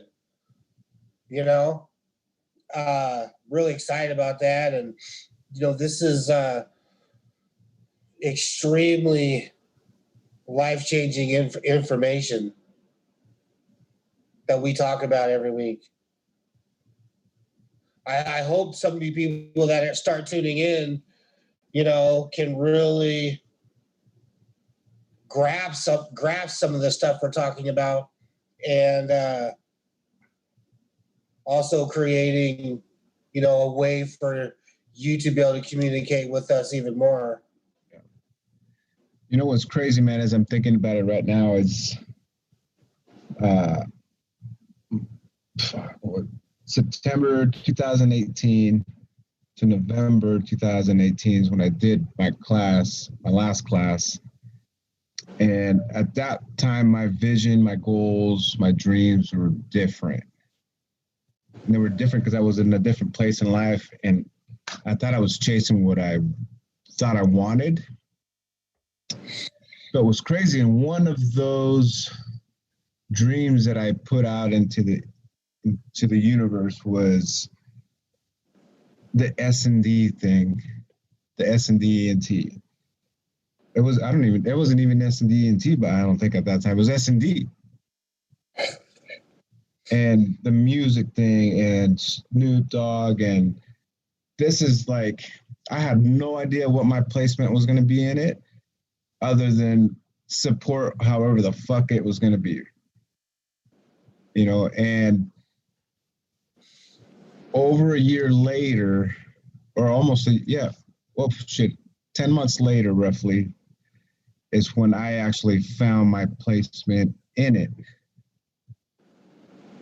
which blew me the fuck away because I didn't realize I was going to end up where I'm at now. So through that process, man, it's evolved to where my dreams are going now. It's evolved huge, and they've changed. Which are substantially bigger. Substantially bigger. But it started with like I could kind of see it. I didn't know how it was going to smell. I didn't know how it was going to look. I didn't know any of that shit other than I wanted it to be something. And I was willing to take the necessary steps to help others, to reach out and I don't know, man, like finesse it, like help out somehow or another. But it just fell into place where it's on a whole different level now, bigger than I ever imagined. And I ever saw myself in the forefront of a lot of that shit. So through that process, my dreams have changed significantly. But it's funny, I relate back to this, just that one thing of, it wasn't even something that I wanted for myself. I wanted it more for Rob and everybody else than me. You know what I'm saying? But I was able to see that vision. I can't even explain it, man. It was crazy. But it's evolved to what it is now, and it's evolving even more to who knows what it's going to be in a couple more years. It's going to be way bigger. It's funny because your intention was in the right place. Your intention was to add value to other people, and then however that rolls into giving value back to you, you didn't know the how yet. And I remember the call was some little broad could fucking rap, and she needed a beat. And then I'm like, well, what the fuck's the point? I'm not sending you beats for some chick, like, where's she at? Oh, I'll record her. Okay, so you bring in your shit out of retirement? Cool. Like, and then next thing you know, it's like, I'm like, first, me, I'm like, I'll buck everything. Like, hey, fuck that. I ain't got time to do some other side bullshit. Funny that it's evolved the way it has, but the same concept. I remember where I was driving at on the 5 specifically when I had this like light bulb, like, dude, we should support all of Wenatchee. They have no scene. They have nobody to support them, record them, give them beats. They don't have that whole scene. Somebody to help them management wise, get them shows, do all this stuff. And I was like, I hit Berto up and was like, dude, let's fucking do this. I'm in. He's like, I'm in. They can come to my house and record. And then it was just like, okay. And the next thing you know, we grabbed a bunch of people. Of course, they all flaked out because that's just the nature of the game. And most musicians just want to be famous and not have to do any work, They're more in the stars and stuff. Not everybody has both sides of their mind, Me, I've always been a getter, plus I like to rap, you know what I mean? But more business than rap for me, hence the reason I'm doing business and not rapping right now. But the thing is that shit evolved. But originally the intention, even on my end, was to do nothing but give these guys value, do nothing but our intention was right. And then all of a sudden it shifts. Roberto starts doing his thing, and next thing you know, he's the star. It's just the most wild shit on earth, you know what I mean? And we just went with the flow too. We were like, okay, this is what it is. Boom. And we flew right into it, But we surrendered to what we thought it should look like, and we started down that path and started creating value, and it just, things happen in a way that we never could have expected, right? I mean, it's crazy. So that would be my advice to anybody out there, is just start down that path. Just start down the path, because on the way to town, there's going to be 100 other lefts and rights you're going to be able to want. You're going to have a choice to take. I'll put it that way. You're going to have a choice to take that right or not, or keep going, take the next left or whatever. But start down the path, and don't be that person that's sitting on your deathbed wishing you had done it, because there's a lot of that type of people in the cemetery right now. Anyways, I have that feeling every time I drive by a cemetery, man. I see like shit. One, time is limited. Two, you only get one shot at it. Three, how many of those people died without even taking a step or the act, just trying and going for what they wanted to do, really wanted to do, not what they were told to do, or you thought society should tell you what to do, but just take that necessary step and start down that path. Every time I drive by a cemetery, I think of the massive amounts of regret laying in there, and that's all I think about. I don't go, oh, they're dead. No, I'm thinking, oh man, all the things they didn't achieve or do because they just played it safe. Oh, my retirement. Oh my, and just went with the basic ass shit. And not that it's bad to be basic if that's your dream and that's what fulfills you and you're going to feel great. Your kids knowing that you just, grandpa, great grandpa, he went to his job every day and he is an honorable way and he passed and he felt fulfilled. Right on. But if he wasn't fulfilled, now he just lived his life the one time you have on earth. You're not designed to come here and be a worker bee and go fucking work for Sarkin and plumbing and fucking put in water heaters for a living for the rest of your fucking life. That's just not what it is. I'm sorry. I don't give a fuck what no one says. Yeah, I've been in the union and here I am 79 years later. Like, I guarantee that ain't the way. This one life you had to live, you just punch in and punch out 8 hours a day, went home, grabbed your little 6-pack of beer, drank some beer, watched Archie Bunker and passed out, got up and did that shit all over again and occasionally get a little piece of ass. I'm sorry. That ain't what it is. I mean, now you had some kids and shit, that's great, but like, my thing is there's so much regret in that fucking thing. I saw a thing about it one time and it had like all these like comic book bubbles above. Man, I wish I would have traveled the world. Man, I wish I would have done this. And all these people in the cemetery just going, I wish I would have. And I think the one thing is not fighting the pivot too. Like for you and I, we did the thing. It was like, no, it didn't look like what we thought it was going to look like. And to be honest with you, I didn't have any expectations of it because I'm so jaded with flakes all over the year. How many years have I done music? You know what I mean? I've been doing a origin story about myself for this marketing thing, and in that I had to literally count out how many years, and I started thinking, man, all the fucking flakes out there, that just like thought they wanted it, but didn't. You got to be willing to fall on your face. It sucks. It doesn't happen on your timeline. Nothing's on your clock. Your goal might be fucking Saturday, but it don't fucking happen that way. And it might not be Saturday, but now you give up and go, it didn't happen on Saturday. I'm done. This shit ain't happening. Well, guess what, motherfucker? This wasn't for you. Now go figure out how to fucking knit a sweater or some shit, because this ain't your shit. You know what I mean? This ain't your shit. If you have to quit anything, you give up on it, it wasn't meant to be, and it wasn't really your gig. Because you'll grind it through, fuck anybody you're depending on. You make it happen, right? So for you and I, we didn't have any expectations of the way it's supposed to look. It pivoted, it turned into you, and we just rolled with it, right? I said, this looks like the fucking, this looks like the wave. This is what we're doing. You know what I mean? And I think that's a great point.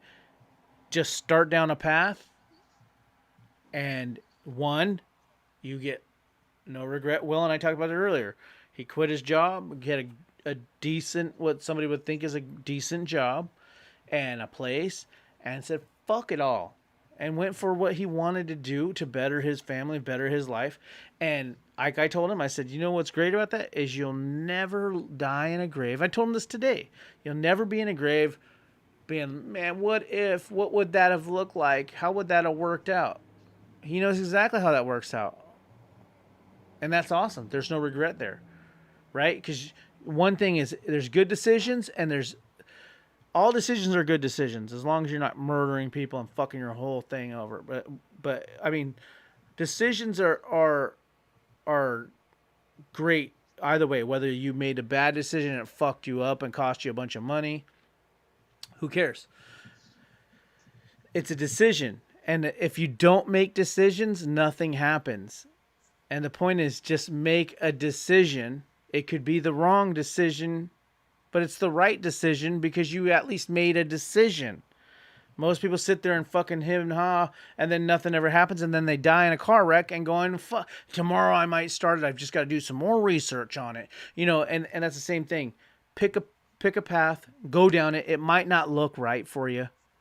But look at Will. He wanted to do music. He veered off that path a few times and found that he wanted to write a book. And then now he's offering this type of material for people. Think about it. Will's been pumping this kind of shit for a long time, and now is creating tools for people to help them. We're not just talking on a show about this thing. There's tools that Will is developing right now to eventually help you apply this type of information. You have a dream? Here's these fucking companion kits that go along with it. You know what I mean? And half the shit's going to be free. It's just going to be download the shit in the description, and you're going to be able to have a daily checkoff. You start your day correctly. A fucking lot to be said about starting your day off correctly. Gratitude's massive. I'll start off a day negatively, and then my whole fucking day goes sideways. All my decisions are based off like a domino. But if I start out with gratitude and I start off with these great things and, man, I'm going to win today, guess what, man? I just feel that much better. I start patting myself on the back for my little wins, and the next thing you know, I'm charged up the rest of the day I might just go fucking work out. I might just eat a salad instead of a burger. You know what I mean? Yeah, it's crazy, man, because either you win or you learn. Either way, you're winning, though. Exactly. Either way. And kind of going back to the starting down the path, taking the first step, using myself as an example. I would not be where I am at right now with more of a clear intention, a clear mind, more of a exact vision of what my future is going to look like if I wouldn't have started down that path. My goals, my dreams are very focused now. For when I first started, it was like, I think I want to do that. Well, I think I kind of want to do that. But I started down that path. I started writing them down. I started putting them down. I started printing pictures like, I had all that shit all over the place. You know what I'm saying? And slowly through the process, I've become more intentional, more decisive. I've become more focused on exactly what I want. To where I'm at right now, I know exactly where I'm at and I know exactly where I'm going. And everything that I do every fucking minute of the day is because for that main purpose, for that main reason of where I'm going. So there's no extra bullshit in my life that is sidetracking me unless I allow it. Now I'm more focused, and I'm telling you right now that you can't see it next to me. It's a stack of papers that's nothing about my dreams, my goals, my visions, my 1-year vision, my 5-year vision, so on, all that stuff. That's what I choose to put my energy into because I know what it makes me feel, and I know what I've been receiving out of it. And it's been nothing but building my dreams and choosing in to my dreams. By choice. Not because I have to, not any of that bullshit, because, man, I'm falling in love with the process of doing it. And I'm sure when I get to achieve all these goals and all these dreams, when I get there, I'm going to have more on a different scale in different areas of life. And I already have a rough idea of what that's going to look like, just like I had a rough idea of where I was at now, back when I first started. So as I'm making the journey, I'm just growing, man. I'm building. But I made the conscious decision to take the step in that direction. And I don't give a shit what you're going through in life right now, whether you're getting over addiction, you're getting out of prison, maybe you're a mom with a bunch of kids that doesn't think you can do it. Just take that step and do it. You think about it, and it doesn't matter where you're at. I've been homeless. Will's been homeless. I've been very close. Berto's been in a situation that you would have just wrote him off, been like, he's fucked, you know, and that's the rest of life, you know, like it's over for this guy. We've all been in the shitter and pulled through it, you know. My shitter is a lot further behind me, but you know, you guys, I mean, technically pretty damn close to now, you know what I mean? And to see the amount of accomplishment from then till now is from the time you thought you were in definite ruin, Berto, you've had more wins since then and did more in this small 4 or 5 year period of time, maybe 6 years now, of time than you did your whole life prior to that. And through that short amount of time, I went through some pretty major shit in my life.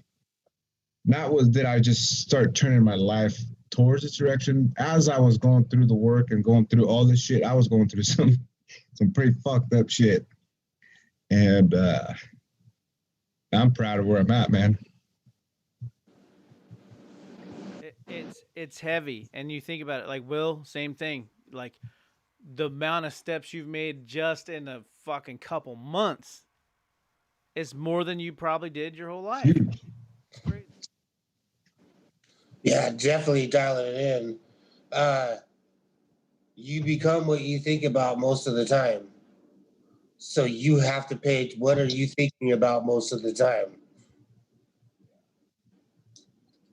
That's so true. I used that the other day. I was in a situation. I won't say it because I think some of my subscribers actually know, and were there. But I didn't want to be in this certain place, and it's like I read somewhere somehow that day, you become what you think about most of the time, and I thought of it from the fact that I'm constantly thinking about. Lately, I had been constantly thinking about, you know, you get in the face of a little bit of adversity and some challenge, you can easily flip this switch on yourself and get down on yourself, and it's equally, if not more powerful negatively than it is positively. It's scary how fucking much it's powerful. But you know, as simple as going to a place and going, I'm thinking about how fucking shitty it's gonna be to be there, and so guess what's gonna happen? I'm gonna have a shitty time because all I'm thinking about is how fucked this time is gonna be because these dumb fucks are there, you know, and I don't want to be around these fucking dumbasses, you know. I'm like, fuck, you know. And then I have read that post at the perfect time, and I was like, oh shit, I believe I'm gonna have a bad time, so I'm going to have a bad time. So how about I make the best of this time and have a good time and believe it's gonna be a good time, and fuck who's there. And I ended up having a great time. And it's so crazy because I just thought, man, you are what you think about most of the time. You know what I mean? If you think you're broke most of the time, you're going to fucking, the universe will find its way to make sure you're broke. You know, if you think you're sick most of the time, guess what happens? You're going to get sick. I find it funny because anybody who knows me, I don't get sick. I just don't. I don't fucking get sick. And I remember I was about 16 living in my dad's old house right across the football field from the Eniat fucking school there. And I remember one day going, fuck, I never get sick. Like, and I thought it's so weird. I'm thinking to myself, you know, but I always would think about how I never get sick. And I would be like, I think I just can't get sick. I just don't get sick. And then anytime a sniffle would come around or some shit like that, I started being like, shit, I don't get sick. Fuck that. And that shit would go away. No joke. No joke. Like that shit would go away. And I started telling my kids that. I said, hey, man, I told them about, like, I have been like that my whole life to where somebody asked me, you get the flu? I don't take that shit. I don't get sick. And this mind thing of, like, I don't fucking get sick and I won't get sick. Period. The exact same. I don't care. I don't care if I accidentally got the flu one time and it was fucked up for a whole week. I maintain my mindset like that was a one-off fucked up situation. But I can count on one hand how many times I've been sick since I was 16. Me too. Me too.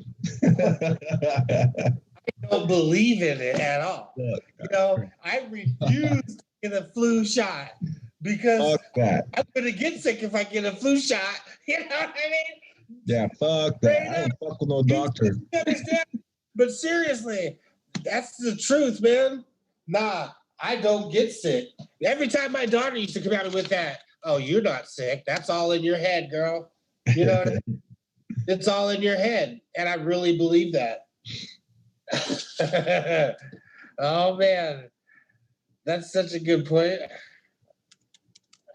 But what's funny is before I knew this information, which aligns perfectly with that, was in my head, I literally thought, fuck, am I not getting sick because I don't believe I can get sick? I'm wondering if I have like some sort of mental, like, if I think about the fact that I just don't get sick and I firmly believe that, and my heart and soul and subconsciously believe that, man, I think there's something to that. And that was at 16 years old, man. And I remember I've stuck to it like a motherfucker. I'm just like, I'm pretty sure I've sliced through my fucking hand and shit and like look at it and it's all healed. And they told me I would never play guitar again. And like it's like you see these people and it's like mind over matter kind of shit.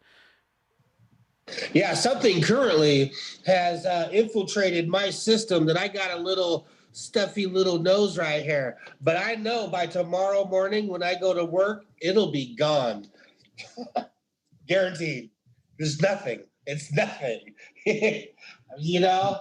And I guarantee it too. That'll be, oh, well, you know, just like that. It's you your thinking is everything. You know, man, and I think that's I think of it this way, almost like a professional boxer, a professional MMA fighter, all these people that spend so much time in that craft. They're training, they're studying, they're putting it into practice, right? And I'll just use, for some of the martial arts, it starts at a certain belt color and it goes up to black, blah, blah, blah, blah. So it's the same process here, man. Like you're starting somewhere and as you're going through it, you're getting better. You're becoming more of a master of your craft, which is becoming more of a master of your mind and everything else that you have in life, man. So it just takes time to get into it and making that decision and just start building. And eventually you're going to be stronger. You're going to be more equipped with a lot of these tools if you choose in and utilize them. And you can choose out and say no, and you'll see how that will serve you. You know, but the great thing is you look at, like Rob said it earlier, you look at every successful person out there. I don't give a shit who it is. They have had this in one form or another. And if not, they are in it now as they're going through it. And you know what's crazy? What blew me away here not too long ago was, to prove my point, was Conor McGregor when he won. Who was sitting in the fucking ring with him? Tony Robbins. Tony Robbins was sitting inside the ring with Conor McGregor, a very successful MMA fighter. So even on that point, and somebody like that is still working on his mind. Why? Because that's huge. Your mind is a very powerful thing for everything we do. You know, and I was doing a lot of this stuff when I was going through martial arts. Mentally, it was preparing me, but I wasn't even realizing what I was doing. I was just thinking it was martial arts, blah, blah, blah, discipline. But it's, in some way, shape, or form, it's an aspect of this type of work. So if your dreams matter, if your goals matter, if your future matters, if your family matters, your relationships matter, you just want to be a better person, man. You go jump into it and start doing the work. And if you feel like you're okay where you're at, so be it. You know, that's okay. It's not complicated. You know, I mean, we can simplify it. Just think about feeling good. Feel good now. That's where I started. Feel good now. You know, how often can I think about me just feeling good? And you will feel good. You might get slapped and get off of your game. It took me a while. You know, some days I felt amazing. And some days, even though I wanted to feel good, I felt like shit because I'm digging out all that negative stuff I've had. And now every day is amazing now. Every single one is amazing because I've replaced those negative, the negativity with positivity in my brain. My positive bubble is bigger than my negative bubble, and every day is amazing. But it didn't start out like that. I've started to, and I've told Will about this too, and I've started to dig myself out of the negative mindset. I mean, everybody has it. I'm not. It's not negative. Like I just can't do that. I'm not that kind of person. But I mean, from getting on myself and feeling like I'm not where I want to be, or just stupid shit like that. And I've started a new method, and that is to big myself up and give myself a pat on the back and celebrate. And by doing that, it has helped me to get my mind out of like, man, Rob, you're just fucking, it's never going to happen for you, blah, blah, blah, to just going, wait, hold on. And I start doing a timeline. In the last X amount of time, you have accomplished this. All of those are fucking far cry from where you were before. All of those have created a certain amount of potential and put things out in the ether for you. So a great method of doing it, as soon as I start to get down on myself, I have now flipped it on myself. And I start going, actually, you have been able to do this. You have a podcast now. You know, it could be as simple as this. You have a podcast now. You have this. Doing this podcast in general is the amount of action involved.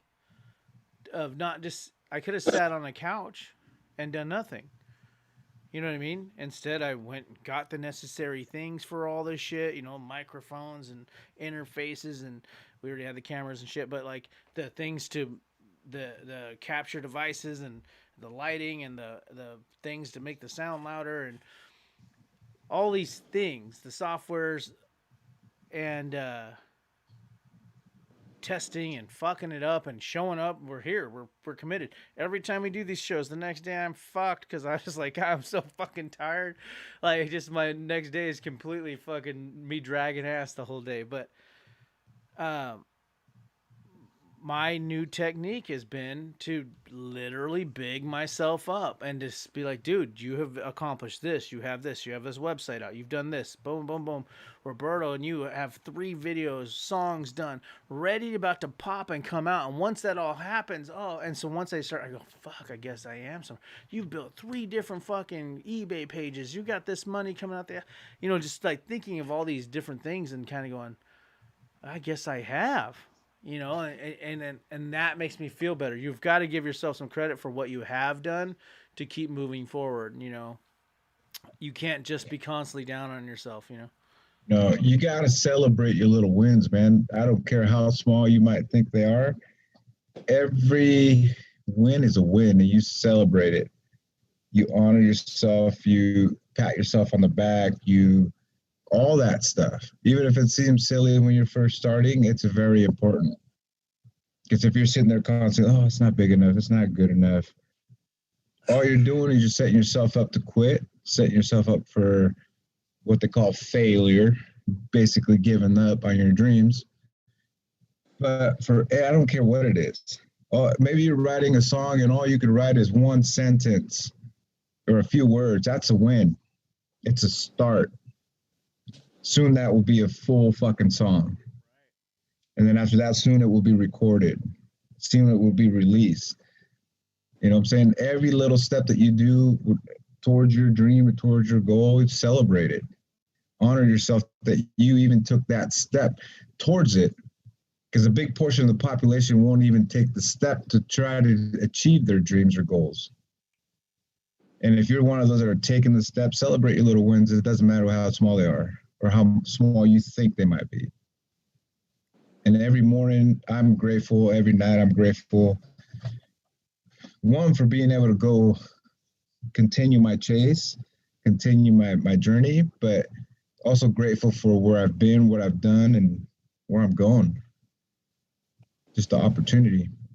If you don't celebrate your wins, you're automatically going to start slowing down. Like for me, I would get so stressed out and my heart would start to pound and I'd start to get all fucked up about it. And I was like, man, what the hell? And I would feel like I haven't done shit. And then it would really make you go, why even work hard? I mean, it's like, but once I started to literally tell myself and say, I, I would literally tell myself just like this, like, hold up, motherfucker. I'm talking to myself, of course. Hold up, dude. The fuck do you mean you are whatever, self doubt I had? You done this, that, and then eventually my energy just goes up, and I'm like, fuck yeah, okay, I am doing things different than I have, and then next thing you know, man, I'm killing a day. But you need to, if you don't have nobody around you, you don't have a support system. Remember, you are your support system, and you are allowed to give yourself a high five, kudos, attaboys. If your love language is positive affirmations, you are allowed to be the person giving yourself those positive affirmations. It's mandatory. I know it because I'm waiting for everybody else to tell me I'm fucking the super. I told Berto the other day, Berto, my thing is I gotta be told I'm fucking awesome. Tell me more. You know what I mean? And it's true. I asked my friend to tell me I'm cool. I need to hear it. And but at the same time, you can tell yourself that too. And I didn't think I could. Everyone thinks my head's this big, and really I'm pretty badass. But I just do so much dope shit that, I mean, how can I be a fucking retard? But my thing is, at the same time, I still get down on myself and start going, I'm waiting for everybody else to tell me I'm dope, and I've never told myself I'm dope. Yes, my head's big. Yes, I think, man, I just do so much dope shit that I'm the shit. I know that, but I need somebody to tell me, and then I realized that I am perfectly adequate in telling myself, and it feels as good, and it's so crazy. I started patting myself on the back and bigging myself up, and was like, shit, I fucking feel better. Me telling me I'm awesome. And again, it's self confidence, not somebody else's confidence. It's self, meaning yourself. It's confidence in yourself. It has zero to do with anybody else. It's self confidence, confidence in yourself. Fuck if everybody else thinks you're amazing. Look at Kurt Cobain. Everybody thought that guy was amazing and a legend, and he is. But he didn't, and then he wigged himself. So, Chris Cornell, fucking my favorite singer in the world, you know? Everybody told him he was awesome, but he didn't, and he killed himself. So you think about that stuff. And sure, there's mental issues and all that stuff, but a lot of people are just so down on themselves. If they had a lot more time of telling yourself, I struggled with depression, and I have since I've been a kid. Heavily struggled with depression. It just my mind will go straight into a depressive state. I've struggled with it since I've been little. And it's so crazy just telling myself I'm fucking badass. And this is only like 3 weeks old. Has been fucking a game changer for me. Literally, I almost stopped the car and pulled it over and grab myself by the shirt and say, "Listen, motherfucker, you have accomplished so much. You're the shit. Now, shame on you for fucking talking shit about yourself." You know what I mean? If you should be ashamed of anything, it's about talking shit about yourself. You're the shit. You have done this, that. Pick out these things, and then guess what? You'll be back on your merry way and keep on doing more bitchin' ass things. You know what I mean? Look at us right now. All three of us. We're on a fucking full-on Zoom call. You know what I mean? It's like Zoom live streamed. Everybody's seeing this shit on a regular basis. It's at some birth or something big. Anybody watching, you're about to be part of something massive. Again, subscribe, hit the notification bell so you know when we're coming up, so you don't see 5 fucking episodes go by you and you could have been something that helped add value to your life. Like, subscribe, be part of the deal. If not, you're not. If not, hopefully something else adds as much value, because all we're talking about is loving yourself, believing in yourself, techniques to achieve what you want to do in your dreams. Tell me that's not value times a billion. That's abundantly valuable. Daily takeoff checklist. Everything's about growing and Every being a day. better you, you know? Being the best Hundred you can. percent. We are doing it so heavily because we can't do great things if we don't believe that we're great in the first place. You have to believe you're great to go do Yeah. great things. You can't think, well, once I make it to the moon, then I'll believe I'm great. No, those guys go, I know I can make it to the moon, meaning I have to believe I'm great. I have to So believe I can make it to the moon. Yeah. And everybody out there is beyond worthy to have it all. And by having it all, I mean whatever your desires are, whatever your dreams are, whatever your goals are, you're worthy of every single one of them.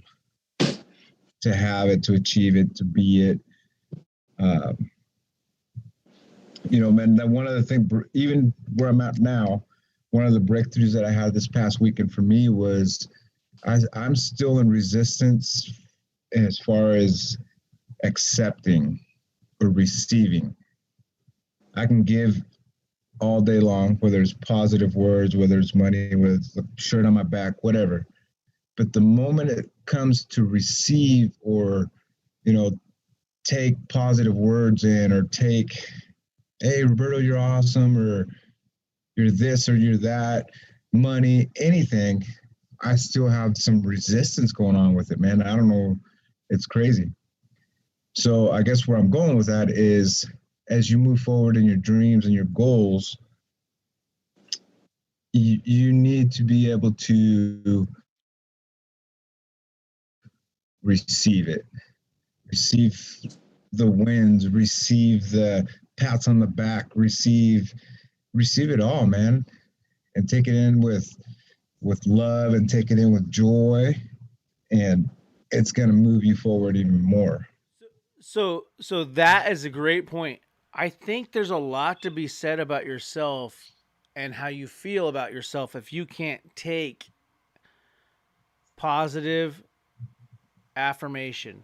If you can't take that Yeah. and do it, Will called me earlier this week and I thank him, but I quickly steered the conversation to him about him and how he's great and deflected any positive shit he was trying to say about me. He's telling me some awesome shit, man. Yeah. And instead I deflected and steered it towards him. I almost wanted to call him back like, hey man, wait, I actually need to hear like what it was you were planning to tell me. Like I was thinking the exact same thing. Like, damn, man, I purposely called you on my break to fucking pump you up, and then you wouldn't even take it and started pumping me up. I'm like, this is not why I fucking called.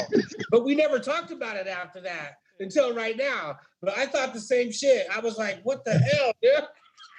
I literally almost called him back to be like, yo, I think you were onto some dope shit. I would love to hear some great shit about myself. Like, but like I was so like you're so not used to it, right? I have done a lot of great shit in my life, but none of my friends have ever been like, Rob, you're the shit ever. I have always told everybody how dope I am, but nobody's told me, you know. And so it's kind of weird to hear That's somebody because do it. your type of personality, people already assume you already are like that. You know you're dope. You don't need anybody to tell you. That's what Your my that's what my wife says. Like, your head will just blow up. Like, oh God, you already know. And it's like, no, you need to hear it.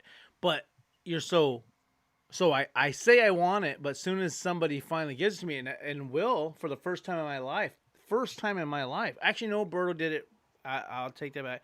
Roberto one time on his way back to Wenatchee or Eniat messaged me and talked about how I have so many fucking amazing talents and blah blah blah. And then Will calls, and it's like so hard to take in. You know, it's super weird. You know, but it's a big red flag to yourselves out there.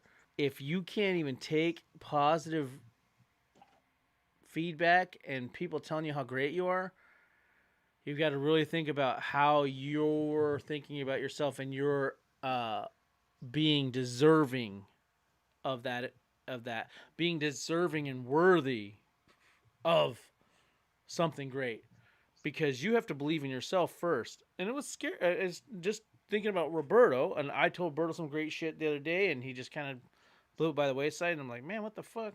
And then it's funny because Will hit me up, and I remember steering. I immediately was like, no, Will, see, you're dope too. I couldn't even. It's uncomfortable because you're not used to it, you know. Yeah. Yeah, it's crazy, man. And that's just the more you get into the work, the more you start realizing a lot of this little stuff. It's insane, right? It's you start recognizing it and it's like, oh, okay. And is it always gonna be with you? Maybe. Who knows? But the great thing is you're aware of it. The great thing is that you can choose out of that and actually accept it, you know. And that's with anything within this work is once you recognize it, you're more aware of it, you're more in tune of it, and the more you practice it, just like an MMA fighter, the better you get at it. It's true. It's true because that for me, I'm not naturally this way. Anybody who knows me, I'm not like that. I'm not all spiritual, fucking head in the clouds kind of guy. I'm very fucking. It's black and it's white, and there ain't no fucking gray. No such thing. Gray doesn't exist to me, right? And however, in my life, I have contradictory or whatever fuck on the contrary, whatever you want to call it, or have believed in certain weird shit. Like I prayed to God so hard one time to be back with my mom and away from my dad. It magically happened. It just like it was. So I've had these things happen, but for the most part, I am not a head in the clouds kind of person. Period. Somebody tells me they saw a ghost, I laugh and giggle and think you're a fucking psychopath. So my thing is I'm not like that, but so I have to really focus on these techniques and believe and push past my not teachability but my belief in it and my like skepticism. You know, I have to push back. The way you're viewing everything. Right. And I have to work hard at it. And again, I'm at like the brown belt level. I still, or maybe there's a lower level. You know, I'm those white and then I know brown and black. Fuck, I don't know any other ones. So whatever level's not very far, that's where I am at. And so as a conscious, it's like conscious competence or whatever you would call it.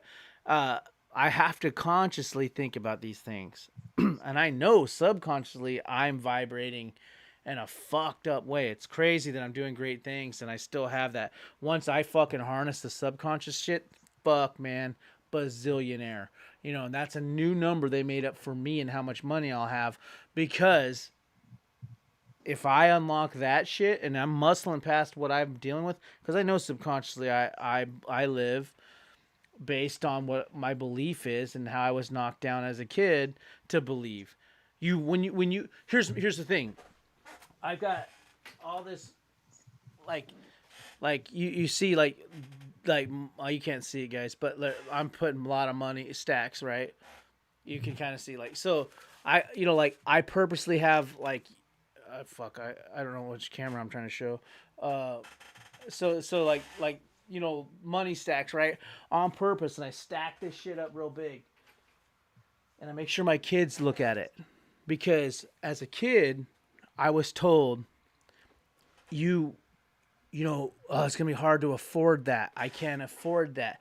And so I always believed that the attainment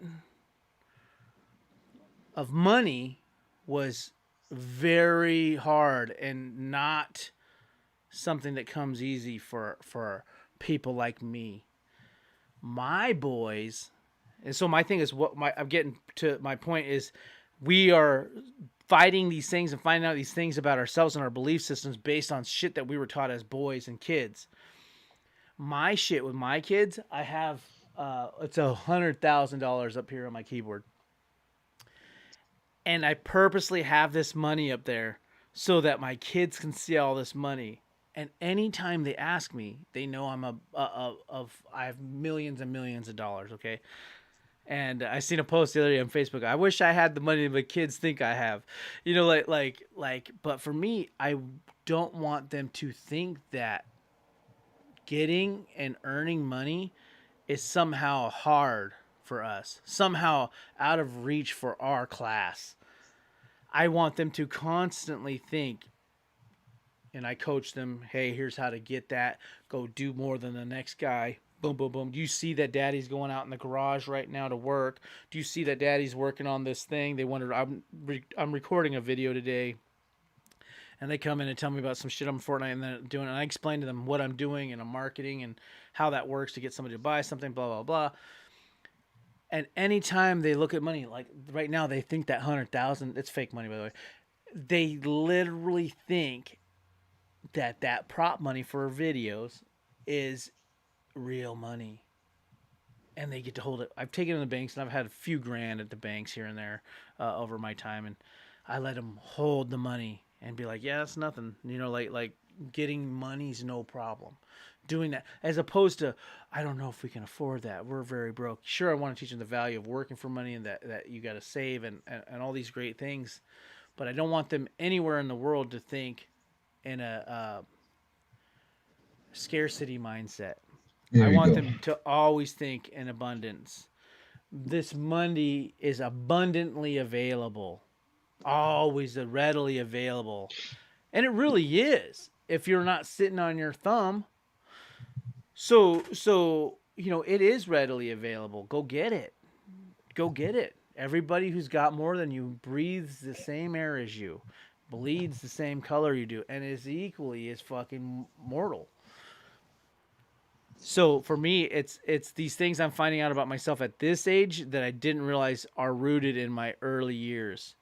And for me, with my kids, I'm even right now reading a bunch of parenting books and like how they respond to things, and like just you want to be good at something, you don't just all of a sudden become a great dad. You might want to read a fucking book about it. You know what I mean? Same thing. I'd read one about being a husband. It's actually helped me. That's that's a great point though, because I've been trying to do the same thing with my daughters, man. And I sent them off to do the work too, to a class for teenagers and that type of thing. My main thing, once I got in it, I'd opened my eyes up to breaking the cycle of the same shit. You know what I'm saying? The same shit that I was brought up, my father, the way of thinking, which is maybe not a bad thing, who knows, but it's definitely limited my family in a lot of different ways. You know what I'm saying? So you think that this is all that's out there for you, is what your dad was able to achieve, and that's all they can tell you because it's all they were able to do. And like what I'm doing with my kids, and I know Will's done it with his daughter, and he could probably explain it better because he's got 13 fucking years of it, whereas I've only got a few. But I tell my kids, I'm constantly telling them anything you want. In fact, Ryder, let me give you an example. Ryder, my nephew, says, yeah, but imagine I could never be the president. And I'm like, whoa, I said, whoa. And I stopped the car. And Jess already knew what I was going to do. She was down with it. I pulled off the side. I said, hey, man, don't ever say that again. Don't ever say that. Why don't you think you can be the president? Well, because that's so. I'm like, no. Here's how I broke down how the presidency works and how you work your way to this certain thing, and was like, anything you want, buddy, anything. Don't let any motherfucker on this earth tell you can't be that. And I was very stern with him. I was like, you never ever again say you can't. He goes, but it's so. I'm like, whoa, it's super easy. You could totally do it. You could be the president of the next. Whenever it is, the president of the United States. I don't ever want to hear it again. Ever again. You can be whatever you want to be on earth. And even Jess, she looked at me and she's like, that's true. I'm never going to. I go, so if you think you can't, you can't. You've already done. And I explained it to him. I said, if you think you can't, for sure you won't. But you can. Why can't you? If another guy can. And I'm like, never again, dude. And with my kids, like, it's wiring them to anything's possible, because truly, I have jumped the gap of the negative teachings from my parents of there's a limitation on where you can be in life and stuff. They didn't even know they were teaching it. It's just through their regular behaviors and their programming. I've jumped that gap to follow a dream and dream big, right? But my thing is to have a kid who doesn't have any of that stopping them. I have to tap back into my 6-year-old self and my belief system at a 6-year-old level, which is a genius level, by the way. Do you know that little kids can grow tails or not tails? Sorry, they can, if they cut a finger off at a certain age, they can actually grow the finger back at a young age. Look it up. At a young age, baby age, they still have this certain chemical in their body, can actually grow limbs back at an early age. If a little fucking infant baby cuts its finger off, that finger will grow back. Google it. So there's some extraordinary shit that can happen, and as a kid, you're at a genius level. Think of the amount of shit you got to learn as a kid. You got to learn how to focus your eyes, how to reach out, how to grab how to stand, how to speak. Everything is alien to you.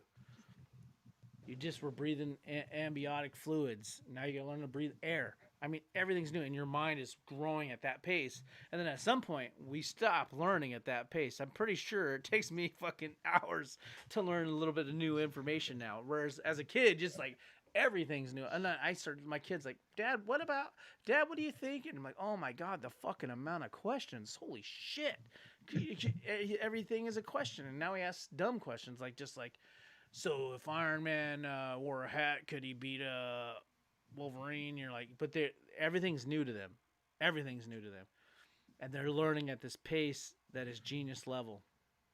And so for me to teach my kid at genius level, because at genius level, I believed I could go to space with 2 wires in my hand in the sandbox with my homeboy Danny, and we were going there if I believed hard enough. The only reason I didn't do it was my own mind, because I thought, if I actually make it to space, am I actually in space? Or have I gone crazy? So I was too scared to believe hard enough to make it to space. And chances are I could make it to space. But my thing was, if I make it to space, am I actually in space, or have I gone nuts because I focused so hard on being in space? And so I've always had this mental limitation. But as a kid, your belief systems are on a genius level. And for me, with my kids, I can tell these things are coming up with me now that are limiting beliefs based on how I was programmed as a kid. It wasn't consciously done by my parents. It's just natural. Fear. You can't be safe. Just do the safe, easy, fucking normal thing. Be a sheep. It's much easier. Society won't judge you. All these things. And with my kids, I'm like, you do whatever the fuck you want to do. There is zero stopping you. Zero. And I teach them every day about all the things I'm doing, because I'm probably a pretty, I'll say fuck it, I'm a pretty good example for my kids to show them. In fact, I wrote a song about it a long time. I'm trying to school my seeds. See, there's more than what you see, and you can have it all against all odds. You know what I mean? Like, and then there's some bad stuff that comes after that. But the point is, I'm trying to school my kids, man. There's more than what you see, and you can have anything you want. And by doing what I want to do with my life, I'm a great example for my kids. That there isn't just go get a plumbing job. Fuck that. You know, although plumbing is cool. I just put in a new fucking faucet in my sink the other day, and it was a bitch, hurt my back and my neck. And I'm sure that's not what I want with my whole life. But my thing is showing them I'm doing videos, podcasts. You can fucking do this. Anytime they're doing something, I'm like, hey, fuck that YouTube video. Make your own YouTube video. Let's go. I got all the equipment. Let's get it. I got them the cameras for their fucking PlayStation 4, and then they could stream. They started to do these videos. Anything you want, just do it. I constantly teaching my kids on how they can do it themselves, because I am so fucked on limiting beliefs that were ingrained in my mind. They were ingrained when I was a kid, so they vibrated at a subconscious level. Mentally, I'm like, yeah, fuck that. My parents were wrong. But subconsciously, I am believing based on what I was taught as a kid. And that's what I don't want my kids to deal with. I'm the same way. My dad, you know, it really fucked a big part of my life up, because every time I told my dad I wanted to do something, and it was usually pretty big as a kid, he would tell me, I better have something to fall back on because odds are I'm probably not going to make it. I told him I wanted to go to the NBA. He straight up told me, you'll never make it. You know, you need to focus on something else, you know, and I remember too, it used to like kill me, man, because if I can't go to my parents to support for things I want to do, who am I supposed to go to? And it really ended up shutting me down and really turned me into a straight hermit. You know, I'm a sole supporter of myself. I don't need to tell anybody what I'm doing. Matter of fact, when I want to do something, you may not hear from me for a long time because I shut everything out, because that's what happens when I can't continue. I told my dad I want to own my own business. You know, he told me, well, you better go to college, have something involved, you know, but, you know, not to his fault though. He's really book smart and stuff and all about the college, and he, you know, I don't know what his thoughts are, just achieving bigger things, but being constantly put down like that, it kind of takes the toll on me. But it wasn't a toll that I couldn't achieve anything, because I never believed him for one fucking second, because I've accomplished things as a kid that I wasn't good at first. Basketball being one. Yeah, I wasn't good at basketball, and then went to a town where I was the only black dude. They thought I was going to take them to state.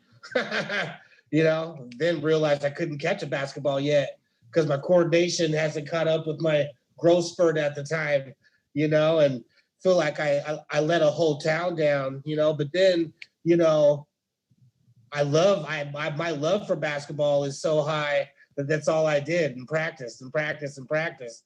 And it ended up getting me out of the small town to the city. Basketball, after a coach was in Chelan playing bumper boat with his kids, watching me hoop, and he comes over and says, hey man, I've been watching you tear these guys up. Why don't you come over to Seattle and try out? I was like, okay. Bam, I'm in the city now. You know what I mean? So it's just, but I was in the same boat. So now, being a father and my daughter, let me tell you what I do. She tells me, Daddy, you know, yeah, I want to design clothes. That's what you're gonna do. I'm all over her more than I'm giving her shit. You know what I mean? Because there's no way you're gonna tell me something and I'm gonna do what my dad did to me. You tell me you're gonna want to achieve something. Here's some notes. Go look it up. Here's my computer. Type it. You know what I mean? And so there's, you know, that's, and it really has helped her out. She's a straight A student. You know what I mean? Just really, really smart. She really grasped this stuff of thinking positive and knowing she can achieve. She doesn't have any doubts that she can achieve stuff. You know, most of the time she's still a kid, so you always have the doubts. But I know I've set her on the right path that I didn't get from my dad at all. You know, that doesn't mean I didn't have pretty much everything I needed as a kid. I did, but you know, I'm different.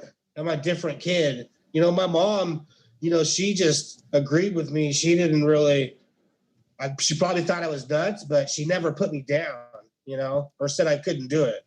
But my dad always, you know, even though I didn't believe it, you know, there's a saying, you know, you'll believe it when you see it.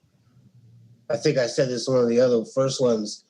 I'll believe it when I see it. This is the saying that's all over. I think there was a TV show almost about it. You know, it's horse. It's backwards. If people who think like that, I believe it when I see it, they'll never see it. You have to, you know, you'll see it when you believe it. You know, you'll see it when you believe it.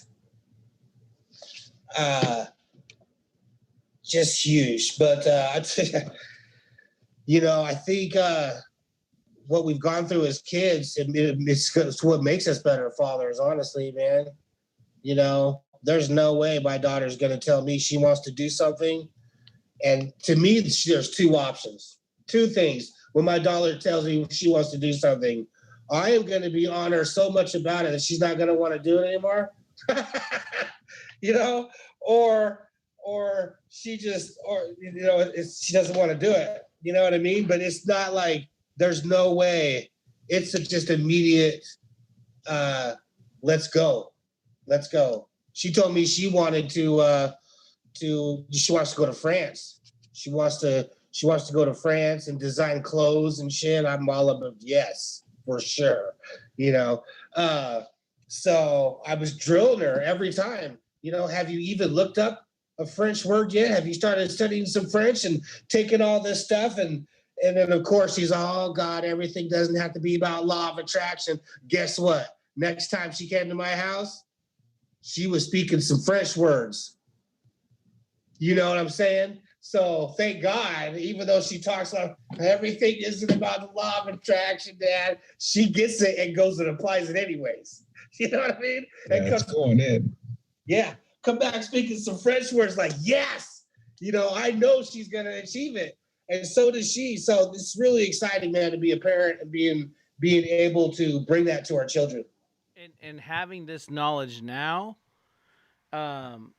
is massive because now we can do that. Like you say that our past is why we're great dads, but no, our past creates really shitty dads too. We just happen to flip it around and use it as a, hey, you're a great example of what I don't want to do, parent. And my thing is, my kids will be better dads because they have no clue what bad looks like. They don't even know how to fucking be a bad dad. They only know to tell their kid, you can be the president. You can go to fucking the moon. You can do whatever you want to do. Money is easy to get. You can get millions of dollars. Daddy has so much money, he just leaves it on his keyboards and shit, man. What the fuck, Yeah. These kids don't know nothing but that everything is possible. And for me, man, that's gonna make them great dads because I'm not only saying it, I'm walking the walk on top of that. You know. Can you imagine? Like, I think about this still, but there's no turning time back. If we had this knowledge when we were fucking 19, 20 years old, Oh my you know what I'm saying? God. Like to be awakened in the mind to where we're at right now, back then, with the amount of dreaming and like vision that we had, and fuck it, me against the world type shit. You know what I'm saying? There's no losing. Especially with the goals I had, as that I wanted to be a rap star. Fuck. Yeah. I mean, and I know my limiting beliefs are what slowed me to that. Yeah. So this is beautiful, man. Like that's why, like right when I went through it first, I was like, ooh, it's my kids. My kids are so that was my priority. It's like, dude, you're going, they were resistant, but when they came back, they were thankful beyond measure, man. It was huge. But the thing is, they can't even comprehend the information. It's not going to be for a few more years that they come up against these opportunities and obstacles that they start to go, oh fuck, thank God I got that information. And now, but right now it's like learning a bunch of mathematics that you're not sure what you need that for until the day you actually need to do something with it, where I think for them, they haven't stayed in the work, but I've known kids that have stayed in the work as they have created some amazing shit, man. And I'm talking kids that haven't even 20 years old yet. They've created businesses and all kinds of shit. And that's because they started this work as teenagers, and so that's one of the things that I want to do more of, or I get to, is how to spread the word to our youth and like get this to our youth, man. This one of my visions is to start awakening these kids. You know what I'm saying? But that's on the side note for later. But the sooner you can get into it, the better. Yeah, it's heavily valuable for people to know this information early. I mean, like again, I had so many goals and dreams, and if I would have had this information, wrap my head around it, hopefully took it on. Fuck, man, I would have probably said fuck it, jumped off the cliff, and said, I'm going for it, as opposed to I'm going to work at Lowe's and make sure I have my money just in case I need to pay for my apartment. Like, I would like, I would have been like, fuck it. I'll stay living on couches and I'm going to make it. You know what I mean? It would have been different. You know what I mean? Not to look back and go, oh, regret, but I would have been No. doing whatever I felt like doing that early, and who knows where I'd have started. I might have been a billionaire already. You know, not that I'm not already on that path, and it might happen later because it took me that long to get the information.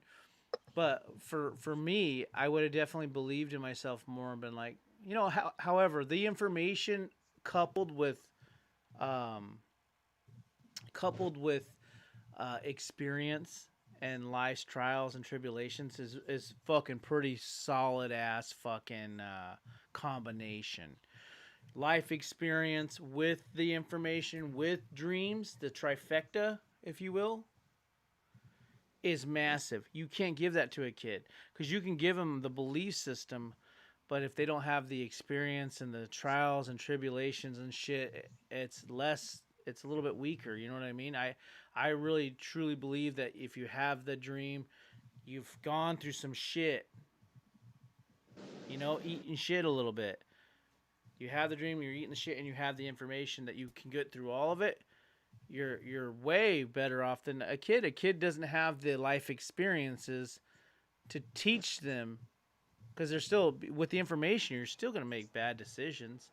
You're still gonna fuck up. You know what I mean? So it's Yep. definitely way better to have it early than it is to not. But I'm saying you can have all the information you want, but if you fucking don't do a little stumbling, you know, it's not as potent. But it's still way more potent than having zero of it. You know. So I agree 100%. And that's the same thing with my kids. My kids have the information. Will they choose to use it, apply it like I am, or do you, me, and Will have bigger aspirations and bigger dreams because we didn't have shit at first? So the things that matter to you, me, and Will might not matter to a kid that kind of had everything handed to him and kind of had the belief system to where they're like, you know what, that's for my dad and my uncles, and you know, that's what they chose to do because they need to prove something to themselves that they can have something that their parents didn't give them. You know, who knows? Yeah. There's certain things that drive you differently, you know? But at the end of the day, all you can do is just present the tool to them. It's up to them to run with it. You know what I'm saying? Just to open up somebody's eyes. And I'm telling you what, I know my daughters are in tune because of it, through what they went through, because it was deep. It was doing exercises. It's pretty deep. It was a full long week of doing it, you know what I'm saying, across the middle of the country. But because of that, it opened up something in their mind where they view what life different. Are they still going through some shit? Yeah, since then, yeah. But they have these tools where they can revert back to it and choose into proceeding with that type of work. You know what I'm saying? Yeah, they've got the best possible information on the way in. Whether you choose to use it or not is a whole nother deal. That's like I was talking to Will. You know, people with the same information choose to just go smoke crack and heroin and do nothing with their lives with all the talent in the world. Look at the most talented people on earth. Lane Staley, Alice in Chains, just fucking did heroin until he died. Top of his career. Till he withered away to nothing. And killed himself with heroin. And you're going, fuck, you have the information, you have everything going for you. So, again, you can have the information, you're set up for success, but you know, but that's what your duty as a parent is to, here's all the fucking right situation. Hopefully you figure it out. You know, now you're set up the best you could possibly set them up. But then again, the bird's got to fly now, you know. There you go, out of the nest. Good luck. Also, too, is being that example, you know, like, you know, I tell my daughter all this stuff, but I'm doing all this shit also. Yep. You know, he wakes up in the morning, I'm reading this daily takeoff checklist every morning, and she's like, what the hell? You're already up doing this, blah, blah, blah. I'm like, yeah, this is what it takes. So, you know, and my intentions were right on my business decisions I made that might not look like a good decisions, but ooh, were they great decisions. And, you know, along the path, but it's just, I'm happy for my daughter that I am able to not only present the information to her mind, but also be able to show her the results in my own life that I've used it and that it works. Yeah, it's remembering to or helping them understand that any L's you've taken aren't losses. The L is learned. You know what I mean? You've taken the L. Hell yeah, I learned. Therefore, I've won. You know what I mean? Because knowledge is fucking king. You know. Yeah. Then we're gonna go. We started 2 hours early, and we're still gonna go to midnight. This is our longest This is our longest live stream yet. I like it. Yeah, this was easy. This was a good. See how we just start. You're right, though. We're completely off subject, but it is what it is. It's you just kind of have to roll with it at some point. You know what I mean? Because, like I said, I've done a week's worth of homework and just was like, "Ooh, this is gonna be great," and I got none of it out.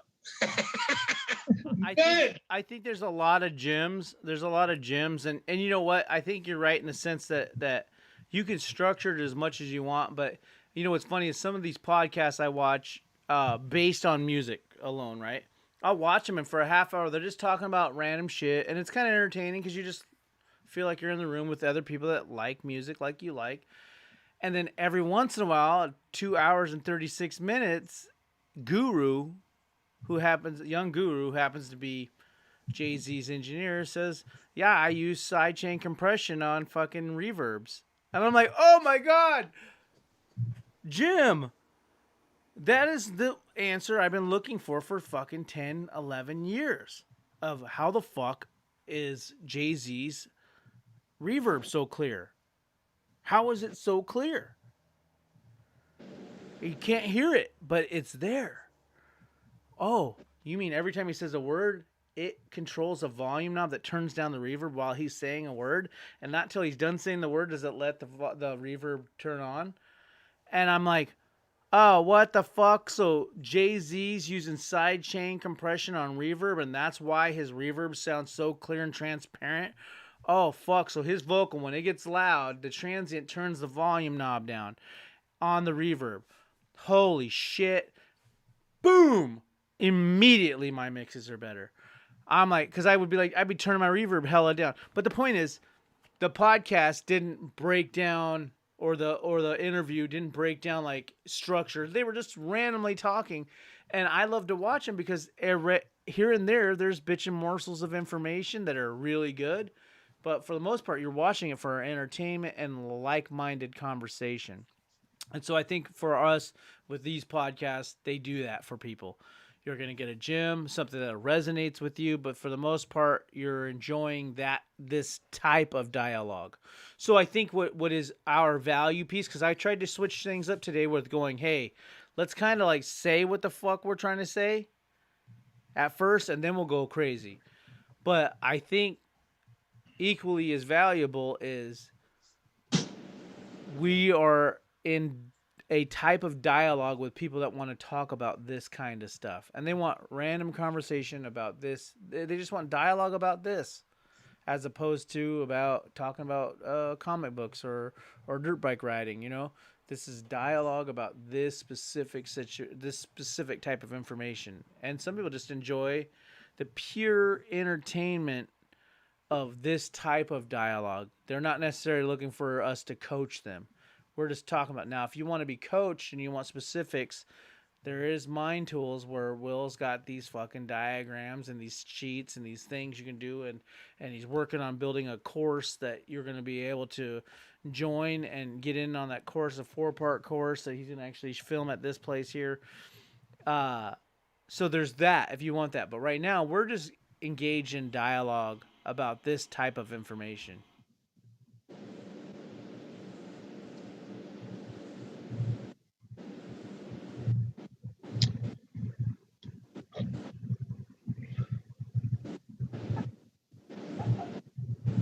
I don't know, man.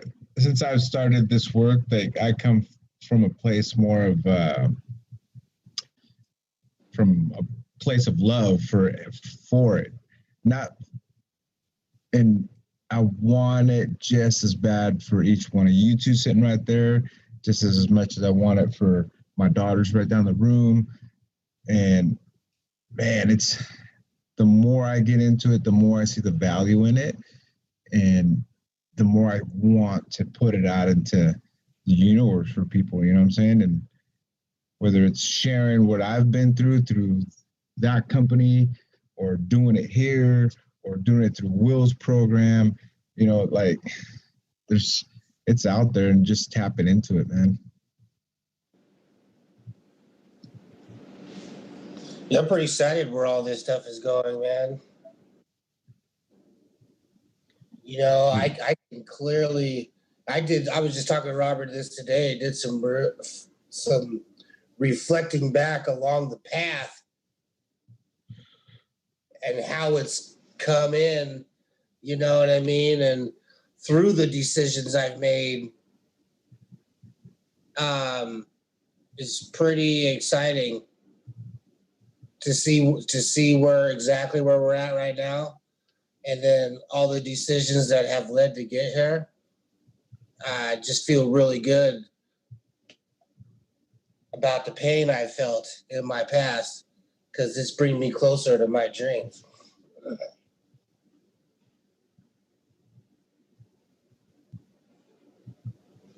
It's in the morning blast, by the way. I can't wait to get this out to you guys. I hope some people start tuning in, and we start touching people and getting people to comment, getting people to come in there and talk about this stuff, even on a grander scale with the Mind Tools TV thing coming. I love talking about this every week, man, and just I'm telling you, the next day after these podcasts, I feel like stronger, and just that much happier, because we're cementing this stuff into our bones, man. And I can feel it. What's funny?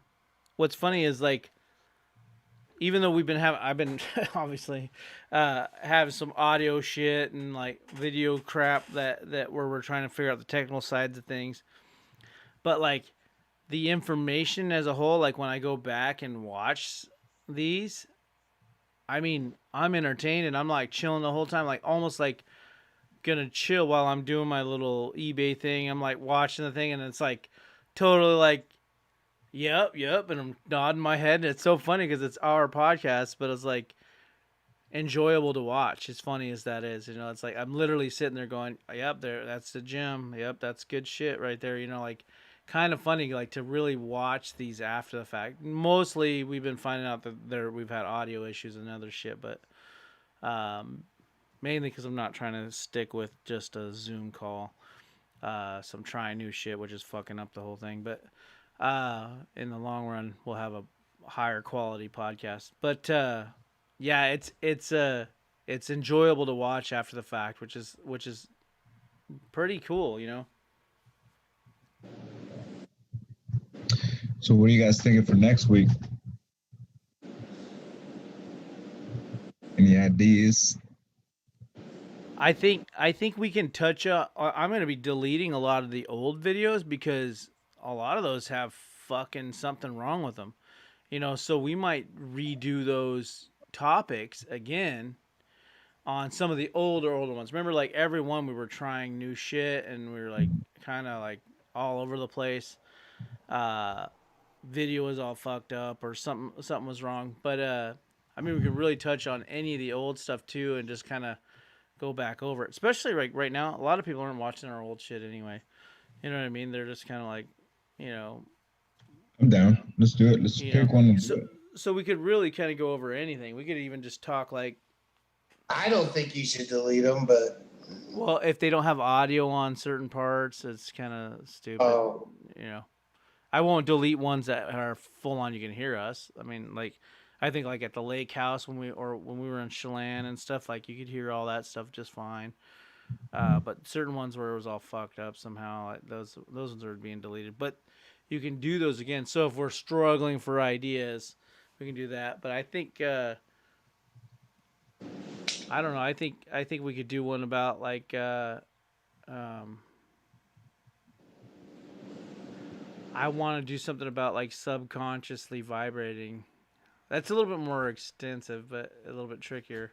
Like talking about like conscious competence and then unconsciously vibrating and like really getting into some of that shit would be kind of tight. But maybe that's a little advanced for right now. We could just talk about the basic and general concept of the law of attraction. Yeah. I don't think the I yeah, whatever. Maybe not use law of attraction though. Not like yeah, don't use that word, but yeah, just the basics, man, the fundamentals, right? Not go deep into it, but just touch like an overview. No, I'm down to talk about some subconscious stuff and the technically the things really don't start happening until you've seeped into your subconscious. So, that's when infinite intelligence kicks in and starts showing you the path, right? So that would be a good topic, I think. I think it'd be a great topic because that's kind of what I was getting at with the sickness thing. Like I literally subconsciously know that I vibrate on a level I really feel like I don't get sick. It's not like this consciously going I'm not getting sick but I really low key believe that I'm getting sick. My thing is like I firmly believe in my soul and core I'm not gonna get sick, and therefore I don't. Now, if I was lying to myself and knew that I'm just saying those words, but they don't really believe, I don't believe, and they don't resonate with me, then I know there's an issue, and I would probably get sick. But same thing with a lot of things. Like for instance, I watched this video on myself probably for an hour today of me saying something, and the longer I watched it, the more I believed subconsciously that, man, I'm on it, dude. Holy shit. And then I'm starting to get smiley. I'm starting to get happy. Weirdly enough, just the audio change in it was like turned it into like some infomercial like shit. You know how like sometimes you just be watching these infomercials and they got you. You're like, fuck yeah, I'm about to buy one of those fucking things. That's tight. You know, like got 5 bullets and I can make fucking salsa with it. Like you're like next thing you're like, sign me up. Oh what? You get 15 more blades for fucking free?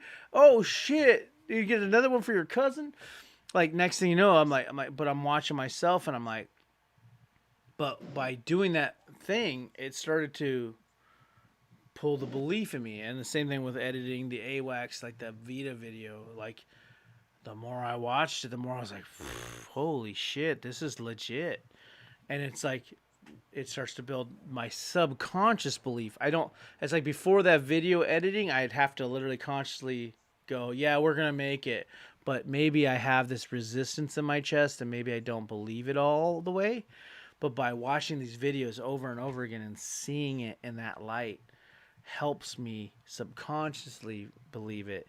And I start to get fucking pumped on 10, right? Same thing with like I said, watching my marketing video. I'm like, oh, fuck. Okay. Or making those mock-up boxes. And I start going, oh, God, okay. I'm on point, dude. We're about to fucking make this shit happen, right? And it's it's pretty massive. I mean, like trying to figure out how to get yourself to subconsciously believe you're doing good. I also notice like once things start going my way financially, because like I said, subconsciously I've been believing in this like scarcity mindset of like, oh fuck, I only have so much money and so much time before I'm gonna have to get out of here and get a normal job and live like regular people, and it subconsciously gets here. But it goes from that when I start to win and I start getting all these wins, and it shifts pretty quickly. Like in my chest, I'm like, oh, I'm about to fucking make it on a regular basis. Like this is like I don't have to worry about all that. But eventually, I can get that to generate in my subconscious. But my thing is, our next call talking about techniques of how to get things to generate on a subconscious, and some of that shit is the how does it feel. What was it feel like being in the studio, sitting there, and there's Drake there, and you're making the beat, and he just rapped over it, and you're sitting at the boards? What does that feel like? And really doing these exercises to get yourself to subconsciously believe these things, and to get past your limiting beliefs in the subconscious level. I'm able to do it by editing these videos. The visual, it really takes me past just listening to cool music, and it takes me to this visual of like, oh fuck, this is gonna be massive.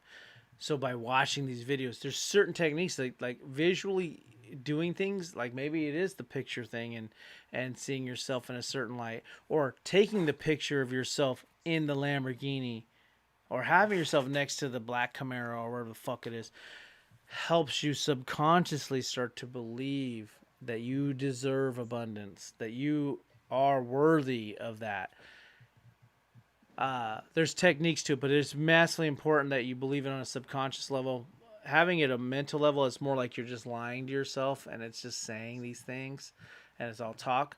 But believing it in your chest is huge. And like I said, doing those video exercises, watching these, I'm like, I could watch this shit all day because it makes me realize that I am that guy. Look at, there's that guy right there. He's fucking in the video talking to me like it's on. You know what I mean?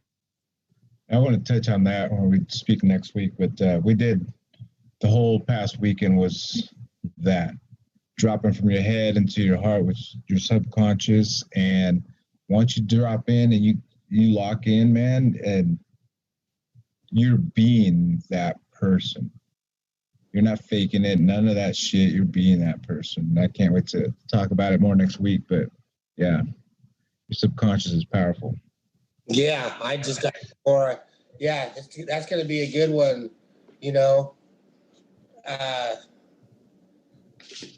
Just paying attention as well. You ever drive home from work? And you park in the parking spot, and you don't know how the fuck you got there, or didn't get in a wreck on the way. You're almost scared because because your subconscious just drove you home, while your conscious was somewhere else. That's some. I can't wait for next week's. Yeah, get into some of that shit. Definitely. Don't even know how you got home. I'm just here. But you weren't even thinking. You didn't see one stoplight thinking about it. Dude, yeah, we didn't wait. Let's go. Yeah, how did I not get in a fucking wreck? Like, holy shit. Sometimes I scare myself. Yeah. How did I stop at the stoplights and make the turns and use my turn signal and turn and look and don't remember any of it? That's some next level shit right there. Woo. Yeah. Yeah, that works. That'll be a good one. I've already got notes on that shit. And if you guys have any questions that are out there on goal setting or dream building or any of the topics that we touch on today, hit us up. See how we can respond back to you. Definitely. Let us know, because right now we're just casually talking about it, and typically this podcast is going to be more of a casual conversation about it, but really all three of us are pretty well read into this information. I'm 70 books in on the information. I practice the information. Will's in this information. He's actually creating courses on the information. Roberto spent thousands and thousands of dollars going through extensive courses and seminars and been flown all over the world for these things. So if you have questions, comment. Please comment. Right now we're small. You're probably not going to find this or stumble on it, but ask whatever it is your question is. We'll answer. You know, pretty well read and can kind of guide you. We guide each other all the time. Hey, have you tried this? So whatever it is you're struggling with goal setting or anything like that, I mean, we're achieving goals daily, and it's through this information, and we could teach you how to get from point A to point B pretty fucking quick. Look, we created this podcast because of our conversations talking about the same shit the podcasts are about. You know, so please come with any type of questions. I mean, this is why we created this, because our conversations are about this for hours on the phone. Why not put our conversations on YouTube and maybe help some other people get out of the rut of their negative thinking? It was the whole purpose of this. It was really just to have conversations, but it's more just like we're just really trying to break down the best we can, really, these different topics and how we've been able to elevate our lives and our thinking by using these techniques. And we have the actual tech action steps to take, which is really hard to find out there. What you actually need to do physically to make these things happen, which is why law of attraction has a bad name, because they might tell you can do all this stuff, but don't show you the things you need to do to make it work. Right. Most people just teach the vague mindset and the thought of it and what it is, and well, people go out and try. Well, it doesn't work because they're not techniques. It's more of a philosophical take on everything, as opposed to real world application of it and putting it into action and putting it into play in your life. And that's something where we're doing that. I mean, really, at the beginning of this all, it's just adding value. But our angle has always been, how do you, one, take the information, like, okay, I get the concept, so if I manifest and do all these things will come to me. But it's literally how to achieve each one of these things, from how to get yourself, as I just explained by watching the video, to subconsciously believe in something, how to talk to yourself so that you're pumped up and you feel better about approaching your days. All these techniques and tools we'll be rolling out even further. But, you know, the biggest thing is ask questions, because we're going to be able to tell you how to achieve something through doing certain things, through doing specific steps. None of this is just this idea. None of this is this like it's not a philosophy. So get past that. It's not, nobody's philosophizing and saying my philosophy says, no, this is specific real shit, science.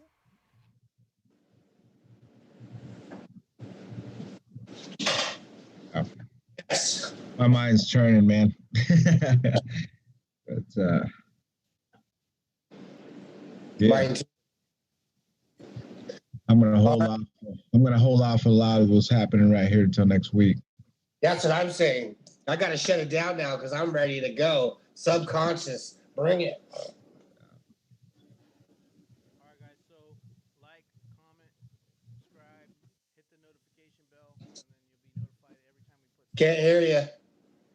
Can't hear you. Thank you. I have to manually do this volume because whatever. But so like, comment, again, comment, ask us questions. What do you want to know?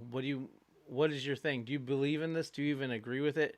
Comment in the comment section. Like, comment, subscribe. I'm going to say it 10 times more. Hit that notification bell so you're notified every time we put out a video. We've changed the time to 8 o'clock on Thursdays. And we could go for 2 hours, we could go 3 hours, we could go for 30 minutes. Typically, we're scheduled for 30 minutes. It just, we end up bullshitting for longer than that. But again, if you want to start to finish way to achieve whatever you're doing or get out of your funk or whatever it is, this is what's up. You know, we're just talking about the information. And if you want to know from 3 winners and how we're achieving things, and go on the journey with us, because we're about to achieve stardom and quite a few other things, you're going to be able to be part of that. So be part of that. You know, like, comment, subscribe, hit the notification bell, share it with your friends if you like it. Thank you, Damon Anthus, if you're watching this. The support and the comments meant the world to me. Will and Berto, pretty massive. I mean, all we're looking to do is add value in people's lives, and we're doing big things along the way with this information. As you'll see in the very near future, the things that we're accomplishing, it's going to be visible to people. It's not like some shit like it's under like the work in the background, and one day you're going to see these things come to fruition and happen, and they're a month out, and start to see this is the information we use to even achieve that kind of stuff, and it's goal setting on 10. So again, like, comment, subscribe. I'm Robert Olmos, and I'll let them in talk about themselves. Gary, Willie Stride. Yeah. All right, and that's a wrap.